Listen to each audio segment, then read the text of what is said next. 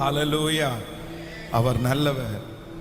இந்த 34 நாட்கள் வரையிலையும் நம்மை உட்கார்ந்து கொள்ளலாம். நம்மை கிருபையாய் வழி நடத்தின கர்த்தர் அவர் நல்லவராய் இருக்கிறார். நமக்கு ஏற்ற வார்த்தைகளை ஆண்டவர் நமக்கு தந்து ஒவ்வொரு நாளும் கர்த்தர் நம்மை அதிசயமாய் அவர் வழி நடத்துகிறார். கிருபையாய் அவர் வழி நடத்துகிறார். அவருடைய வார்த்தைகள் எல்லாம் ஒன்றும் தரையிலே விழுவதே இல்லை. ஆமென். சில பிரச்சனைகளை ஆண்டவர் தாண்ட வைக்கிறார். சில பிரச்சனைகளை ஆண்டவரே நம்மிடத்திலிருந்து அவரே எடுத்து போடுகிறார். சில சூழ்நிலைகளை கொஞ்ச நாள் ஆண்டவர் நம்மை நீடிக்க பண்ணுகிறார். சில பிரச்சனைகளின் வழியாகவே ஆண்டவர் நம்மை நடத்துகிறார். அதனால ஒவ்வொரு பிள்ளைகளுக்கும் ஒவ்வொரு விதமாய் ஆண்டவர் நடத்துகிறார். சில சூழ்நிலையில பிரச்சனைகள்ல நம்ம அதை நம்ம கூடயே ஆண்டவர் வைக்கிறார். அதுல ரிலாக்ஸ் ஆகி அதை ஒரு பெரிய பிரச்சனையா பார்க்காம அதை தம்முடைய வாழ்க்கையில இருக்கிற ஒரு அங்கமாய் பார்க்க பண்ணுகிறதற்கும் கர்த்தர் வல்லவராய் இருக்கிறார். எல்லா பிரச்சனைகளையும் நம்ம அது நம்மளை விட்டு போகணும் அப்படின்னு நம்ம நினைக்க முடியாது. சில பிரச்சனைகளை ஆண்டவரே அதை நம்ம பிரச்சனையாக எடுத்துக்கொள்ள முடியாது. அது எல்லாருடைய வாழ்க்கையிலையும் அது இருக்கும், அந்த சூழ்நிலை இருக்கும். அதில் ஆண்டவருடைய பிள்ளைகளை ஆறுதல் அடையணும், அதில் தேர்தல் அடையணும், அதில் தைரியப்படணும். அது நம்ம கூட தான் இருக்கும், ஆனால் அது நம்மை ஒன்றும் செய்யாது. அந்த மாதிரி ஒரு சில சூழ்நிலைகளை ஆண்டவர் நம்முடைய வாழ்க்கையில் நம்ம அனுமதிப்பார். அதில் நம்ம தான் நம்மளை மாற்றிக்கணுமே தவிர அது மாறுவதற்கு நம்ம எதிர்பார்க்க முடியாது. அதைத்தான் சங்கீதக்காரன் சொல்லும்போது ரொம்ப அழகாக சொல்றாரு, நான் அதனிடத்திற்கு போவேனே அல்லாமல் அது என்னிடத்திற்கு திரும்பி வராது அப்படின்னு சொன்னா, அந்த பிரச்சனையை குறித்த ஒரு அண்டர்ஸ்டாண்டிங் அவருக்கு வந்துருச்சு. தன்னுடைய வியாதியா இருக்கிற பிள்ளைக்காக ஜெபம் பண்றாரு மரிக்கிறதுக்கு முன்னாடி. ஆனா அந்த பிள்ளை இப்ப இறந்து போயிருச்சு. ஆனா இறந்து போச்சுன்னு தெரிஞ்ச உடனே அவர் உபவாசத்தை முடிச்சிட்டாரு. படுத்துட்டு இருக்கிற இடத்துல இருந்து எழும்பிட்டாரு, சாப்பாடு கேட்கிறாரு, குளிச்சுட்டாரு, ட்ரெஸ் பண்ணிட்டாரு. அகைன் அவருக்கு முன்பாக வச்சிருக்கிற வேலையை அவ்வளவுதான் செய்யறதுக்கு அவர் கிளம்பி போயிட்டாரு. அதனாலதான் எல்லாருக்கும் ஆச்சரியமா இருக்குது. பிள்ளை உயிரோடு இருக்கும்போது உபவாசித்து அழுதீர், பிள்ளை இப்பொழுது மரித்து போயிருக்குன்னு நாங்கள் சொன்ன உடனே நீங்க சாப்பிட்றீங்களே அப்படின்னு கேட்கும்போது தான் சங்கீதக்காரனாகிய தாவீது சொல்றாரு, ரொம்ப அழகா சொல்றாரு, நான் இனி அதனிடத்திற்கு போவேனே அல்லாமல் அது என்னிடத்திற்கு திரும்பி வராது. அப்படின்னா ஒரு காலகட்டத்தில் அந்த பிரச்சனையை குறித்து கலக்கம், அந்த பிரச்சனையை குறித்த அழுகை, அந்த பிரச்சனையை குறித்த உபவாசம் எல்லாம் இருந்தாலும் இப்போ அவருக்கு என்ன ஆயிடுச்சு அப்படின்னு சொன்னா, அந்த பிரச்சனையை குறித்து ஒரு அண்டர்ஸ்டாண்டிங் கிடைச்சிருச்சு, ஒரு சமாதானம் கிடைச்சிருச்சு. ஓ சரி, இது இப்படிதான் இருக்கும், இந்த சூழ்நிலை இப்படிதான் இருக்கும், நம்ம தான் அதை சகிச்சுக்கணும், நம்ம தான் அதை தாண்டிக்கணும், அது எல்லாருக்குமே நடக்கிறது தான், அது எல்லாருடைய வாழ்க்கையிலையும் இருக்கிறது தான், நம்ம ரெடியாகணுமே தவிர அந்த பிரச்சனையை நம்ம நினைச்சிட்டே இருந்தோம் அப்படின்னு சொன்னா அது நம்முடைய வாழ்க்கையை விட்டு நீங்கி போகவே போகாது அப்படின்ற ஒரு அண்டர்ஸ்டாண்டிங்க்கு தேவனுடைய மனுஷன் தாவீது வந்துட்டார். ஆனா இந்த அண்டர்ஸ்டாண்டிங்க்கு வராத ஒருத்தர் யார் அப்படின்னு சொன்னா, வேதம் சொல்லுது யாக்கோபால இந்த அண்டர்ஸ்டாண்டிங்க்கு வரவே முடியல. அவர் என்ன பண்றாரு அப்படின்னு சொன்னா, இதே சம்பவம் தான் அவருக்கு நடக்குது. தாவீதுனுடைய பிள்ளை மரித்து போனது போல இந்த யாக்கோபுக்கு ஒரு நியூஸ் வருது, உம்முடைய பிள்ளை பீருண்டு யோசேப்பினுடைய ட்ரெஸ்ஸை கொண்டு கொடுத்து, இது உம்முடைய பிள்ளையினுடைய ட்ரெஸ் தானா அப்படின்னு கேட்ட உடனே, ஆமா என்னுடைய பிள்ளையினுடைய ட்ரெஸ் தான், யோசேப்பு பீருண்டு போயிட்டான் அப்படின்னு சொல்லி அன்னைக்கு வேதம் சொல்லுது, அவனுடைய பிள்ளைகள் அவனுக்கு ஆறுதல் சொல்லியும் அந்த ஆறுதலுக்கு இடம் கொடாமல் வேண்டாம், யாருமே நான் ஆறுதல் படுத்தாதீங்க, யாருமே நான் ஆறுதல் படுத்த முடியாது, நான் ஆறுதல் அடைய முடியாது அப்படின்னு சொல்லி அன்றைக்கு துக்கமாய் இருந்த மனுஷன், அன்றைக்கு தன்னுடைய இருதயத்துல அந்த காரியத்தை குறித்த வருத்தத்தை சுமந்த மனுஷன் கிட்டத்தட்ட ஒரு 17 ஆண்டுகள் பக்கத்துல ஆனதுக்கு பிற்பாடுதான் யோசேப்பு உயிரோடு இருக்கிறான், அவனால அனுப்பப்பட்ட அந்த வண்டிகள் அதெல்லாம் பார்த்ததற்கு பிறகுதான் வேதம் சொல்லுது அவனுடைய ஆவி உயிர்த்தது அப்படின்னு பைபிள் சொல்லுது. அப்போ ஆண்டவருடைய பிள்ளைகளே, சில பிரச்சனைகளை ஆண்டவருடைய பிள்ளைகள் நம்மை விட்டு நீங்கணும் அப்படின்னு நம்ம ஜெபிக்க முடியாது. நம்மை விட்டு 100% அது எடுத்து போடப்படும் அப்படின்னு நினைக்க முடியாது. என்ன பண்ணணும்னா, அந்த பிரச்சனைக்கு தகுந்தது போல நாமே அதுல வாழ்கிறது தான் ஒரு ஞானம். அந்த ஞானத்தை ஆண்டவரிடத்துல கேட்டு ஆண்டவருடைய பிள்ளைகள் பெற்றுக்கொள்ளணும். அப்படின்னா நீக்க முடியாத, எடுக்க முடியாத, ஆண்டவரால முடியாதது என்று ஒன்றுமில்லை. ஆனால் சில நேரத்திலே நம்முடைய வாழ்க்கையில சில காரியத்தை ஆண்டவர் அது பிரச்சனையாக அல்ல, அதை நம்முடைய தேவையாக ஆண்டவர் வச்சிருப்பார். அதற்கு தகுந்தது போல நம்ம மாற்றிக்கொண்டு அதை அண்டர்ஸ்டாண்ட் பண்ணி அதுல சகிச்சு அது ஒரு பெரிய விஷயமா எடுக்காம அப்படி போகும்போது தான் அடுத்த ஸ்டெப் நம்மளால வளர முடியும். இல்ல அதையே நம்ம யோசிச்சுட்டு அது போய்தான் ஆகணும், அது எடுக்கப்பட்டு தான் ஆகணும், இதுல எனக்கு நிம்மதி தான் ஆகணும், இல்லைன்னா நான் விடமாட்டேன், இதை எப்படி இது பண்றது அப்படின்னு நம்ம நினைச்சிட்டோம் அப்படின்னு சொன்னா அதற்கு சில நேரத்துல எல்லையே இல்லை. அது எத்தனை ஆண்டுகளானாலும் எத்தனை வருஷங்களானாலும் அது நம்மை விட்டு எடுக்கப்பட மாட்டாது, அது எடுக்க முடியாது. அது நம்ம அதான் டிஃபால்ட்டா இருக்குன்னு சொல்லுவாங்கல்ல, அவ்வளவுதான், அது அந்த இடத்துல இருக்கும். ஆனா அந்த இடத்துல இருக்கிறதுக்கு நம்ம அதை மேனேஜ் பண்றதுக்கு, அதை அட்ஜஸ்ட் பண்றதற்கு, அதோடு சேர்ந்து நம்ம வாழ்கிறதற்குரிய கிருபையை கர்த்தர் நமக்கு தயவாய் தருவதற்கு ஆண்டவர் வல்லவராய் இருக்கிறார். ஆமென். அப்ப அந்த ஞானத்தை ஒவ்வொரு ஆண்டவருடைய பிள்ளைகளும் தேவனிடத்துல நம்ம கேட்டு பெற்றுக்கொள்ளணும். இப்போ நீங்க ஜெபம் பண்ணிட்டு இருக்கிற பிரச்சனை உங்களுக்கு அட்ஜஸ்ட் பண்ணி, இந்த மானிட்டர் அட்ஜஸ்ட் பண்ணி உங்களால வாழக்கூடிய பிரச்சனையா அப்படின்றத நீங்க சிலருக்கு அது பிரச்சனையே இருக்காது. ஆனா அதை அவங்க என்னவா பார்ப்பாங்க அப்படின்னு சொன்னா அதை பிரச்சனையா பார்த்தே பழகி இருப்பாங்க. இப்ப நம்ம தெரிஞ்சுக்க வேண்டியது அப்படின்னு சொன்னா, நீங்க பிரச்சனைன்னு அழுறீங்கல்ல, நீங்க பிரச்சனைன்னு ஜெபம் பண்றீங்கல்ல, நீங்க ரொம்ப பெரிய போராட்டமா இருக்குது அப்படின்னு ஜெபம் பண்றீங்கல்ல, அது உண்மையிலே பிரச்சனை தானா? அது உண்மையிலே ஒரு போராட்டம் தானா? அது உண்மையிலே உங்களுக்கு கஷ்டப்படுத்துதா? நீங்க கொஞ்சம் அதை யோசிச்சு பாருங்க. அதை பிரச்சனையா எடுக்காமலே உங்களால வாழ முடியுமா? அது ஒரு பெரிய பிரச்சனையா எடுக்காமலே உங்களால வாழ முடியுமா? அது நீங்க தான் அதை பிரச்சனையா எடுக்கிறீங்களா? அது இன்னொருத்தருக்கு அதே மாதிரி ஒரு சூழ்நிலை வரும்போது அந்த மனுஷன் அதை ரொம்ப லெகுவா எடுத்துக்கிறாரா, அது ரொம்ப ஈஸியா எடுத்துக்கிறாரா? அப்ப அவரால் அந்த காரியத்தை ஈஸியா எடுத்துக்க முடியும்னா நம்மாலையும் அந்த காரியத்தை என்ன பண்ண முடியும்னா ஈஸியா எடுக்க முடியும். ஆனா நம்ம ரொம்ப சென்சிட்டிவா இருக்கிறதுனால தான் அந்த பிரச்சனை நமக்கு பிரச்சனையாகவே தெரிகிறது. ஆனால் ஆண்டவருடைய பிள்ளைகள் நிறைய பேர் பிரச்சனையே இல்லாத ஒன்ன தான் தலை மேல பிரச்சனையா நினைக்கிற நிறைய பேர் இருக்கிறாங்க. ஆமென். சிமேயி தூசிக்கிறது தாவீதுக்கு பிரச்சனையா தெரியல, ஆனா சிமேயி தூசிக்கிறது யாருக்கு பிரச்சனையா தெரிஞ்சிருச்சு? வேற கூட இருக்கிறவனுக்கு பிரச்சனையா தெரிஞ்சிருச்சு. கூட இருக்கிறவன் சிமேயி தூசிக்கும் போது, என்ன உங்களை போய் இப்படி அவன் தூசிக்கிறான், உங்களை போய் இப்படி அவன் கஷ்டப்படுத்துறான், இவ்வளோ வார்த்தைகளை அவன் பேசுறான் அப்படின்னு சொல்லிட்டு கூட இருக்கிற அந்த நபர் பார்த்தீங்க அப்படின்னு சொன்னா ரொம்ப கஷ்டப்படுறாரு. இல்ல அவனை கொல்லணுன்ற அளவுக்கு துணிகிறாரு. அந்த அளவுக்கு அவன் பிரச்சனையா பார்க்கறான். இவனை உயிரோட விடக்கூடாது, எனக்கு ஒரு பர்மிஷன் மட்டும் கொடுங்க, நான் ஒரே குத்தா குத்திட்டு வரேன் அப்படின்னு சொல்ற அளவிற்கு அவன் பிரச்சனையா பார்க்கறான். ஆனா தாவீது என்ன சொல்றாரு அப்படின்னு சொன்னா, எப்பா இதெல்லாம் போய் ஒரு பெரிய பிரச்சனையா எடுத்துட்டு இருக்காத, சிமேயி தூசிக்கணும்னு கர்த்தர் சத்தமா சொல்லுங்க. இப்போ நீங்க இந்த இடத்துல தாவீதுனுடைய வேலைக்காரரா? ஹலோ, உங்களுக்குள்ளே இருக்கிற அபிஷேகம் தாவீதுனுடைய அபிஷேகம் இருக்குதா, இல்ல தாவீதுனுடைய வேலைக்காரனுடைய அபிஷேகம் இருக்கிறதா? சொல்லுங்க. ஆனா நம்ம நிறைய பேருக்கு அப்படி இருக்கிறது மாதிரி தெரியல. சிலருடைய பிரச்சனையை நம்ம கேள்விப்பட்டு ஜெபம் பண்றது கூட முடியாத மாதிரி பிரச்சனையா இருக்குது. ஏன்னா அதுக்கு ஜெபம் பண்ண வேண்டிய தேவையே இல்லை. ஏன் அப்படின்னா அது பிரச்சனையே, சத்தமா சொல்லுங்க, அது பிரச்சனையே இல்லை. இப்போ எனக்கு எங்க எல்லா பக்கமும் எனக்கு நெருக்கம், எல்லா பக்கமும் எனக்கு ப்ராப்ளம் அப்படின்னு சொல்றதை காட்டிலும் ஆண்டவருடைய பிள்ளைகள் ஒன்று நீங்கள் நினைத்துக் கொள்ளுங்கள், நீங்கள் கடந்து போகிற பிரச்சனை நீங்க கவலைப்படுறதுனால அது பிரச்சனையா, யோசிக்கிறதுனால அது பிரச்சனையா, அது உண்மையிலே அது பிரச்சனை தானா அப்படின்றத யோசித்தீங்கன்னா நிச்சயமா சொல்றேன், நம்முடைய பாதி பிரச்சனைக்கு நம்ம ஒரு பெரிய விடிவை நம்ம பெற்றுக்கொள்ள முடியும். ஆமென். தானியேலை சிங்க கபியில போடுவதற்காக பத்திரத்தில் கையெழுத்து வாங்கியாச்சு, அவ்வளவுதான். இவங்க வாழ்றதுக்கும் துணிஞ்சிட்டாங்க, சாகிறதுக்கும் துணிஞ்சிட்டாங்க.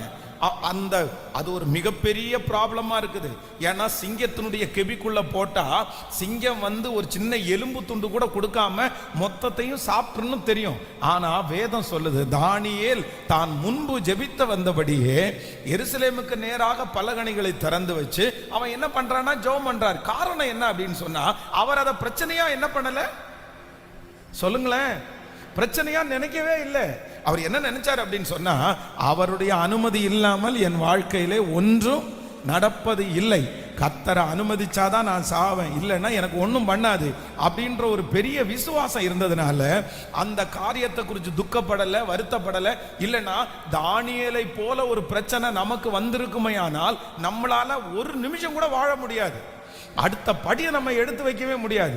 ஆனா அந்த தேவ மனுஷன் அந்த பிரச்சனையின் நடுவில் ஒரு கலக்கமும் இல்லாமல் வாழ முடியுமானால், நான் நம்புகிறேன் மலை போல துன்பங்கள் உங்களை சூழ்ந்து வந்தாலும் நம்ம அந்த பிரச்சனையின் நடுவிலையும் சமாதானமாய் வாழக்கூடிய கிருபையை கர்த்தர் தருவாராக. இதற்கு ஒரு மிகப்பெரிய உதாரணம் என்ன அப்படின்னு சொன்னா, புதிய ஏற்பாட்டின் காலத்துல வேதம் சொல்லுது, கப்பல்ல பிரயாணம் போயிட்டு இருக்காங்க. அப்போ இயேசு வந்து அடித்தட்டுல என்ன பண்ணிருக்கிறாரு, இயேசு வந்து அடித்தட்டுல படுத்து நல்லா தூங்கிட்டு இருக்கிறாரு. இப்போ மேல இருக்கிறவங்க எல்லாரும் அந்த கடலுடைய அலைகளை பார்த்து, ஐயரே நாங்க மடிந்து போகிறோம், உமக்கு கவலை இல்லையா? இப்போ போட்டுக்குள்ள எல்லாரும் டிராவல் பண்றாங்க. மோஸ்ட்லி அதுல டிராவல் பண்ற எல்லாருமே மீனவர்கள். அப்படின்னா அத்தனை பேருமே வந்து கடல்ல வேலை செய்யறவங்க, அவங்க மீன் பிடிக்கிற தொழில இருக்கிறவங்க. மீன் பிடிக்கிற தொழில இருக்கிறவங்களுக்கு மோஸ்ட்லி எல்லாருக்குமே நீச்சல் தெரியும். இப்போ ஒரு கப்பல் வந்து கவுந்துருன்னு வைங்களேன், அந்த கப்பல் கவுந்தா மேல இருக்கிறவங்க ஃபர்ஸ்ட் தப்பு வைப்பாங்களா, அடித்தட்டுல இருக்கிறவங்க தப்பு வைப்பாங்களா சொல்லுங்க? மேல இருக்கிறவங்க தான் தப்பு வைப்பாங்க. அடித்தட்டுல இருக்கிறவங்களை காப்பாற்றவே முடியாது. மேலன்னா குதிச்சுக்கலாம், வெளியே வந்துக்கலாம். ஆனா கப்பலுடைய அடித்தட்டத்துல தண்ணி போச்சுன்னா எப்படி வெளியே வர முடியும்? ஆனா அடித்தட்டுல இருக்கிற இயேசு நிம்மதியா தூங்குறாரு. மேல இருக்கிற சீசர்கள் வந்து ஐயோ செத்துட்டோம் போயிட்டோம். இப்போ நீங்க பாருங்க, இயேசு இருக்கிற இடத்துல நீங்க இருக்கிறீங்களா, சீசர்கள் இருக்கிற இடத்துல இருக்கீங்களா? ஹலோ சொல்லுங்க. ஒரே போட்டு தான், ஒரே கப்பல் தான், அதே கடல் தான், அதே புயல் தான். அந்த புயல்லையும் ஒருத்தர் தூங்குறாரு, ஒருத்தர் ஐயோ அம்மோன்னு கத்துறாரு. இப்ப நீங்க எந்த லிஸ்ட்ல இருக்கிறீங்க? நம்ம நிறைய பேர் இருக்கிற லிஸ்ட் என்ன லிஸ்ட் அப்படின்னு சொன்னா, நம்ம எல்லாம் கீழே லிஸ்ட் போகவே முடியாது. நம்ம நிறைய பேர் மேல லிஸ்ட்ல அப்படின்னு சொன்னா கத்துற லிஸ்ட்ல தான் இருக்கிறோம். ஐயரே மடிந்து போகிறோம், கவலை இல்லையா? அப்ப ஆண்டவருடைய பிள்ளைகளை, இது என்ன அப்படின்னு சொன்னா ஒரு விசுவாசத்தினுடைய அளவு. இது விசுவாசத்தினுடைய வளர்ச்சி, இது தலைமைத்துவத்தினுடைய வளர்ச்சி, இது ஆவிக்குரிய வாழ்க்கையினுடைய வளர்ச்சி. இந்த அண்டர்ஸ்டாண்டிங், இந்த ஐடியா இல்லைன்னா இந்த விசுவாசத்தை ஆண்டவர் என்னைக்கு நமக்குள்ள தர்றாரோ, இந்த ஃபெய்த்துக்குள்ள நீங்க எப்ப வர்றீங்களோ அப்பதான் இந்த உலக வாழ்க்கையை நீங்க வந்து வெற்றியாக வாழ முடியும், சந்தோஷமாக வாழ முடியும். இல்ல அப்படின்னு சொன்னா நீங்க தினம் தினம் இந்த உலகத்திலே கஷ்டமான வாழ்க்கை தான் நீங்க வாழ்வீங்க. ஏன் அப்படின்னா கர்த்தர் ஃபர்ஸ்ட் என்ன சொல்லிட்டாரு, இந்த உலகத்திலே உங்களுக்கு உபத்திரவம் உண்டு, ஆனாலும் திடன் கொள்ளுங்கள், நான் உலகத்தை ஜெயித்தேன். ஒண்ணு நீங்க நினைச்சுங்க, சாகர வரைக்குமே ப்ராப்ளம்ஸ் அப்படின்னா சிச்சுவேஷன்ஸ் மாறாம நம்மளால வாழ, நம்ம எதிர் மத்தியில வாழ்ந்துட்டு இருக்கிறோம்னா உபத்திரவத்தின் மத்தியில தான் வாழ்ந்துட்டு இருக்கிறோம். நான் கொஞ்சம் வளர்ந்தா எனக்கு எல்லாம் சரியா போயிடும், இந்த பணம் வந்துச்சுன்னா, இந்த கடன் முடிச்சுன்னா சரியா போயிடும், இந்த சூழ்நிலை வந்துச்சுன்னா சரியா போயிடும் அப்படின்னு உங்க மனசுல இப்ப நினைக்கலாம். அவ்வளவுதான். அது முடிஞ்சா கேட்கல, அது முடிஞ்சா இன்னொன்னு, இது முடிஞ்சா இன்னொன்னு, இந்த பிரச்சனை சால்வ் ஆயிடுச்சுன்னா அடுத்த ஒரு பிரச்சனை வரப்போகுது. ஆக மொத்தத்துல பரலோகம், அதான் வேதம் சொல்லுது, இந்த கிறிஸ்துவுக்குள் மரிக்கிறவர்கள் அவங்க யாராமோ அவர்கள் பாக்கியவான்கள். ஏன் அவங்க பாக்கியவான்கள் அப்படின்னு சொன்னா, இந்த பூமியில இருக்கிற எந்த உபத்திரமும் அவங்களுக்கு இனி இல்ல, அவ்வளவுதான், எல்லாம் முடிஞ்சு. எப்ப முடியும் அப்ப நம்முடைய உபத்திரவம்? எப்ப முடியும்? நம்ம பாடும்போது பாடுவோம்ல, இது கவலையே இல்லாத சூரிய சந்திரன் இல்லை அப்படின்னு பாடுறோம்ல. அங்க எல்லாமே யார் தான் இருக்கா? கர்த்தர். அப்போ நம்முடைய பிரச்சனைக்கு முடிவு, நம்முடைய சூழ்நிலைக்கு முடிவு எப்ப வருது அப்படின்னு சொன்னா, இந்த உலகத்திலே நம்ம கண்ணை மூடும் போதுதான் சந்தோஷமான ராஜ்யம் பரலோக ராஜ்யம், வெற்றியான ராஜ்யம் பரலோக ராஜ்யம் எல்லாம் இருக்கிறது எங்கதான் இருக்குதுன்னா, அங்கதான் நமக்கு சமாதானமான ராஜ்யம். ஏன்னா அங்க ஆண்டவர் வெளிச்சமா இருக்கிறார், அங்க கர்த்தரை ஆராதிச்சுட்டு இருக்க போகிறோம். ஸோ அது வரைக்கும் இந்த உலகத்தில் இருக்கிற நாளில் நமக்கு அந்த வளர்ச்சிக்கு தகுந்தது போல, அந்த சூழ்நிலைக்கு தகுந்தது போல இந்த உலகத்தில் ஒவ்வொரு போராட்டங்களை நம்ம சந்திச்சு தான் ஆகும். நம்மளை திட்டாமலே இருந்துருவாங்களா? நம்ம யார்கிட்டையும் திட்டு வாங்காமலே இருந்துருவோமா? யாரும் நம்மளை குறித்து பேசாமலே நம்ம வாழ்ந்துட முடியுமா? நீங்க நல்லா இருந்தாலும் உங்களை 4 பேர் கண்டிப்பா கிளறத்தான். நீங்க 100% நல்லவங்களா இருந்தாலும் உங்களை பற்றி 2 பேர் குறை கண்டிப்பா சொல்லதான் செய்வாங்க. ஏன்னா ஆண்டவராகிய இயேசு கிறிஸ்துவுக்கே அந்த சூழ்நிலை உண்டாகுமானால் நீங்களும் நானும் எம்மாத்திரம். ஆனா இந்த சூழ்நிலையில ஒரு ஆண்டவருடைய பிள்ளைகள் கேட்க வேண்டியது ஒன்றே ஒன்று என்னன்னா, ஆண்டவரே இந்த உலகத்தில் எத்தனை உபத்திரவங்கள் எங்களுக்கு இருந்தாலும் அந்த உபத்திரவத்தை அண்டர்ஸ்டாண்ட் பண்ணி அதை புரிஞ்சுக்கிட்டு அதுல சந்தோஷமாய் வாழக்கூடிய கிருபையை கர்த்தர் எங்களுக்கு கிருபையாய் தருகிறவர். அப்படியே 2 கரங்களையும் மேல உயர்த்தி முழு பலத்தோட ஆண்டவரிடத்துல கேட்கலாம். அப்பா, எங்களுக்கு ஒரு இரக்கம் செய்கிற தேவன், எங்களுக்கு ஒரு இரக்கம் செய்கிற தேவன். சொல்லுங்க, அப்பா எங்களுக்கு அந்த கிருபை வேண்டும்.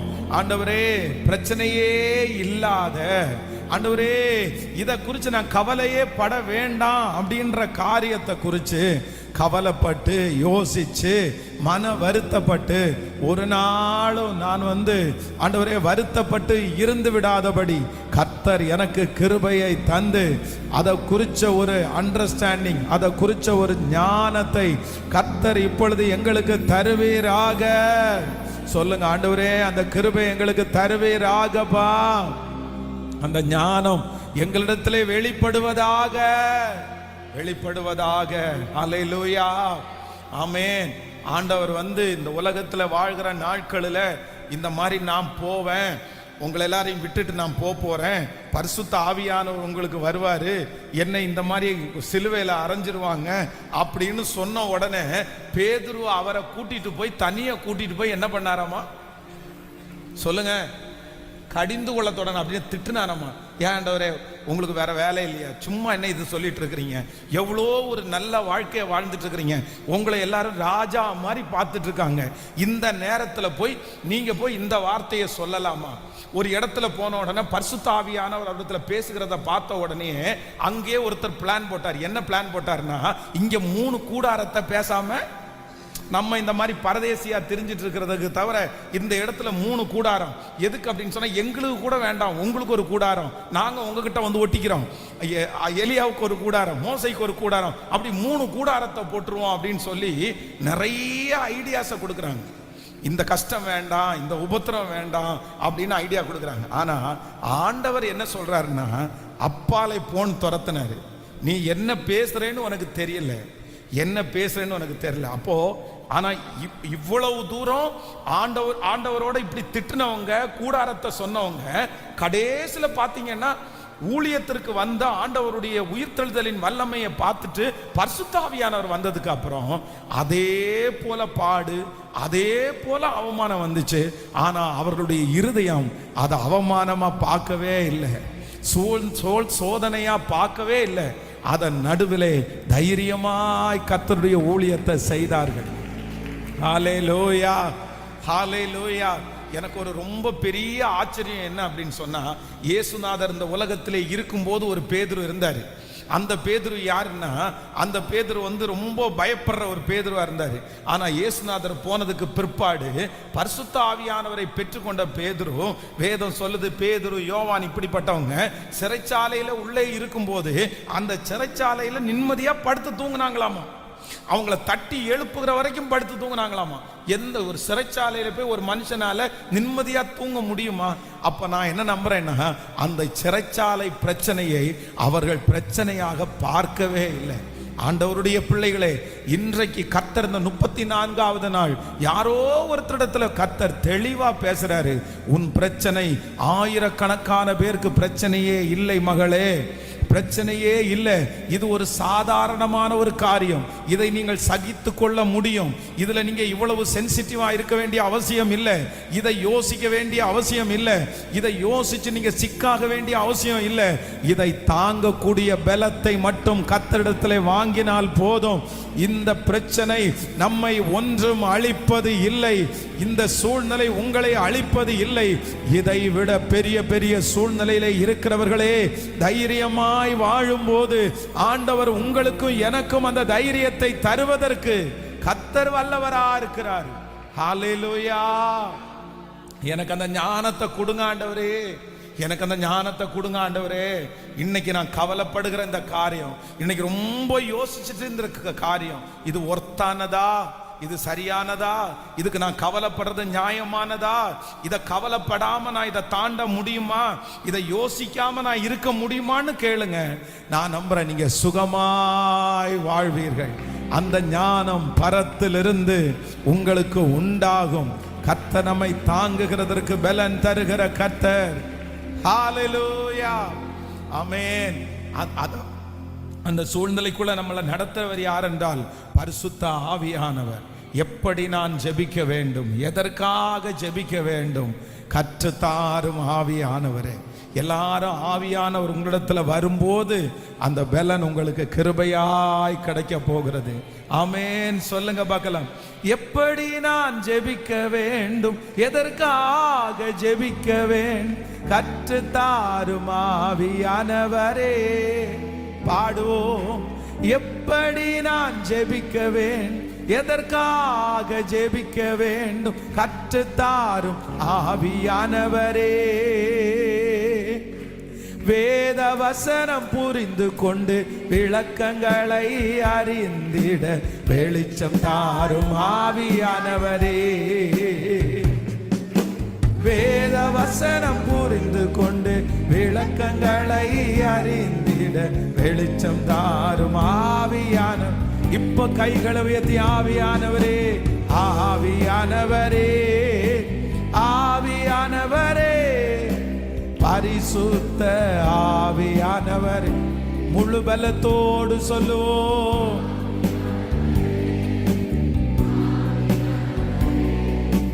பரிசுத்த ஆவியானவரே, ஆவியானவரே, ஆவியானவரே,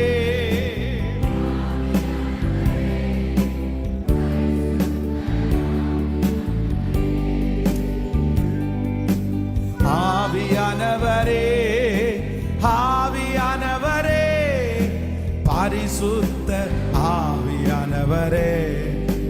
எதிரிகளின் சூழ்ச்சிகள், சாத்தானின் தீர்க்கணைகள் எதிர்த்து நிற்க பலன் வேண்டுமே. சொல்லுவோம்.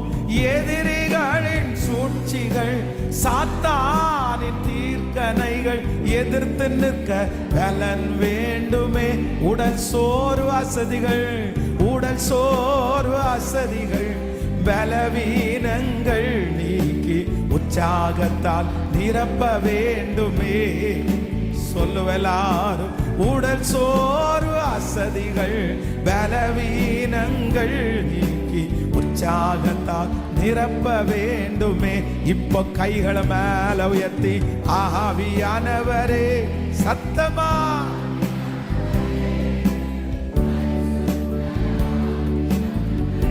ஹல்லேலூயா.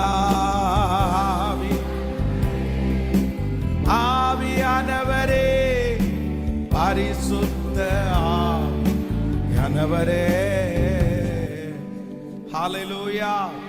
இது எல்லாத்தையும் யார் நமக்கு சொல்லிக் கொடுக்கிறா அப்படின்னு சொன்னா, உங்களில் ஒருவன் ஞானத்தில் குறைவுள்ளவனாய் இருந்தால் யாவருக்கும் சம்பூரணமாய் கொடுக்கிறவன். ஒவ்வொரு பிரச்சனையும் உங்க வாழ்க்கையில வரும்போது ஒரு தேவனுடைய பிள்ளை ஒரு ஜெபம் பண்ணணும். என்ன ஜெபம் பண்ணணும் அப்படின்னு சொன்னா, ஆண்டவரே இந்த பிரச்சனையை நான் எப்படி கையாள்றது, இந்த பிரச்சனையை எப்படி கையாள்றது. இந்த சிச்சுவேஷனை நான் எப்படி கையாள்றது அப்படின்னு ஆண்டவரிடத்துல ஒரு ஞானத்தை மட்டும் கேளுங்க. நான் நம்புறேன் அந்த பிரச்சனையில நீங்க விழுந்து போகவே மாட்டீங்க. நீங்க ரொம்ப அழகாய் தப்புவிக்கக்கூடிய பலனை கர்த்தர் உங்களுக்கு தருவதற்கு வல்லவராய் இருக்கிறார். ஆமென். தாங்கிடும் பலன் தருவார், தப்பி செல்ல வழி செய்வார். தாங்கிடும் பலன் தருவார், தப்பி செல்ல வழி செய்வார். ஹல்லேலூயா. அப்போ சில காரியத்தை ஆண்டவருடைய பிள்ளைங்க நீங்க அண்டர்ஸ்டாண்ட் பண்ணிட்டீங்கனாலே உங்களுக்கு பாதி கவலைகள் உங்களை விட்டு வெளியே கடந்து போய்விடும். ஆமென். கவலை இல்லாம வாழணும்னு நினைக்கிறீங்களா?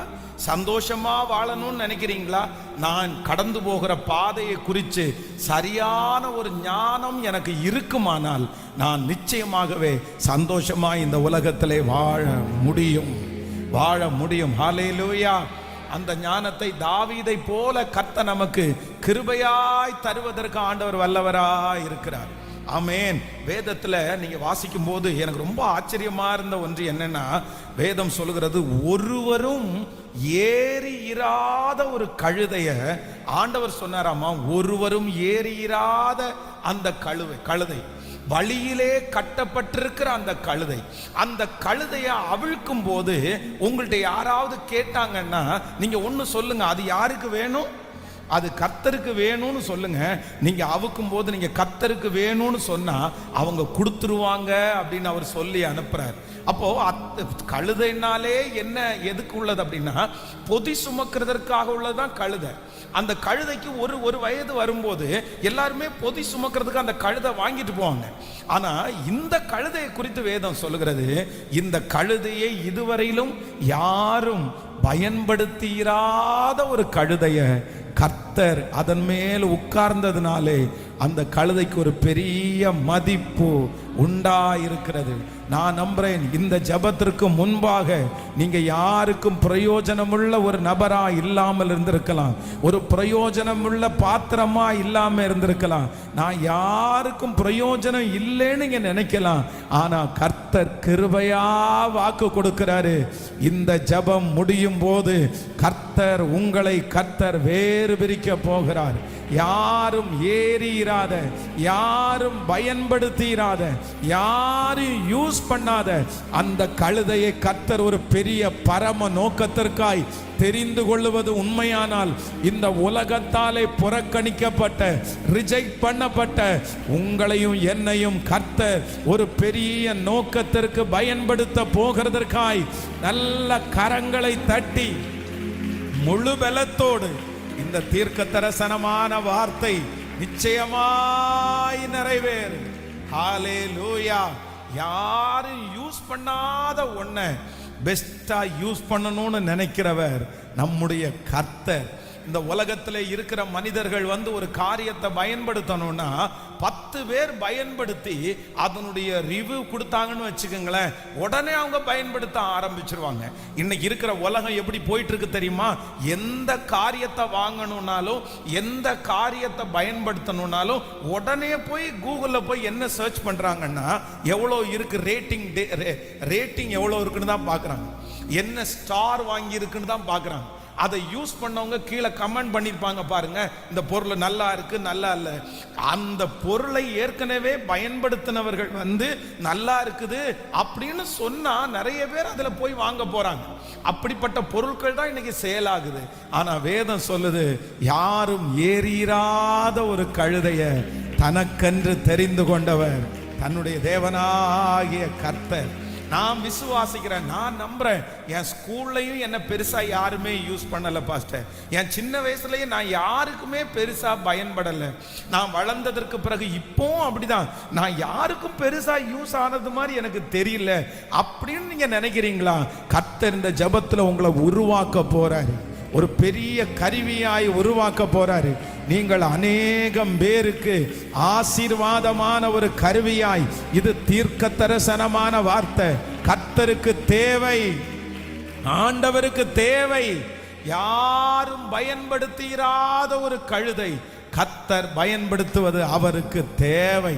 நான் நம்புகிறேன் உங்க தலை மேல ஒரு ஆசீர்வாதம் இருக்கட்டும், உங்க பிள்ளைங்க தலை மேல ஒரு ஆசீர்வாதம் இருக்கட்டும்.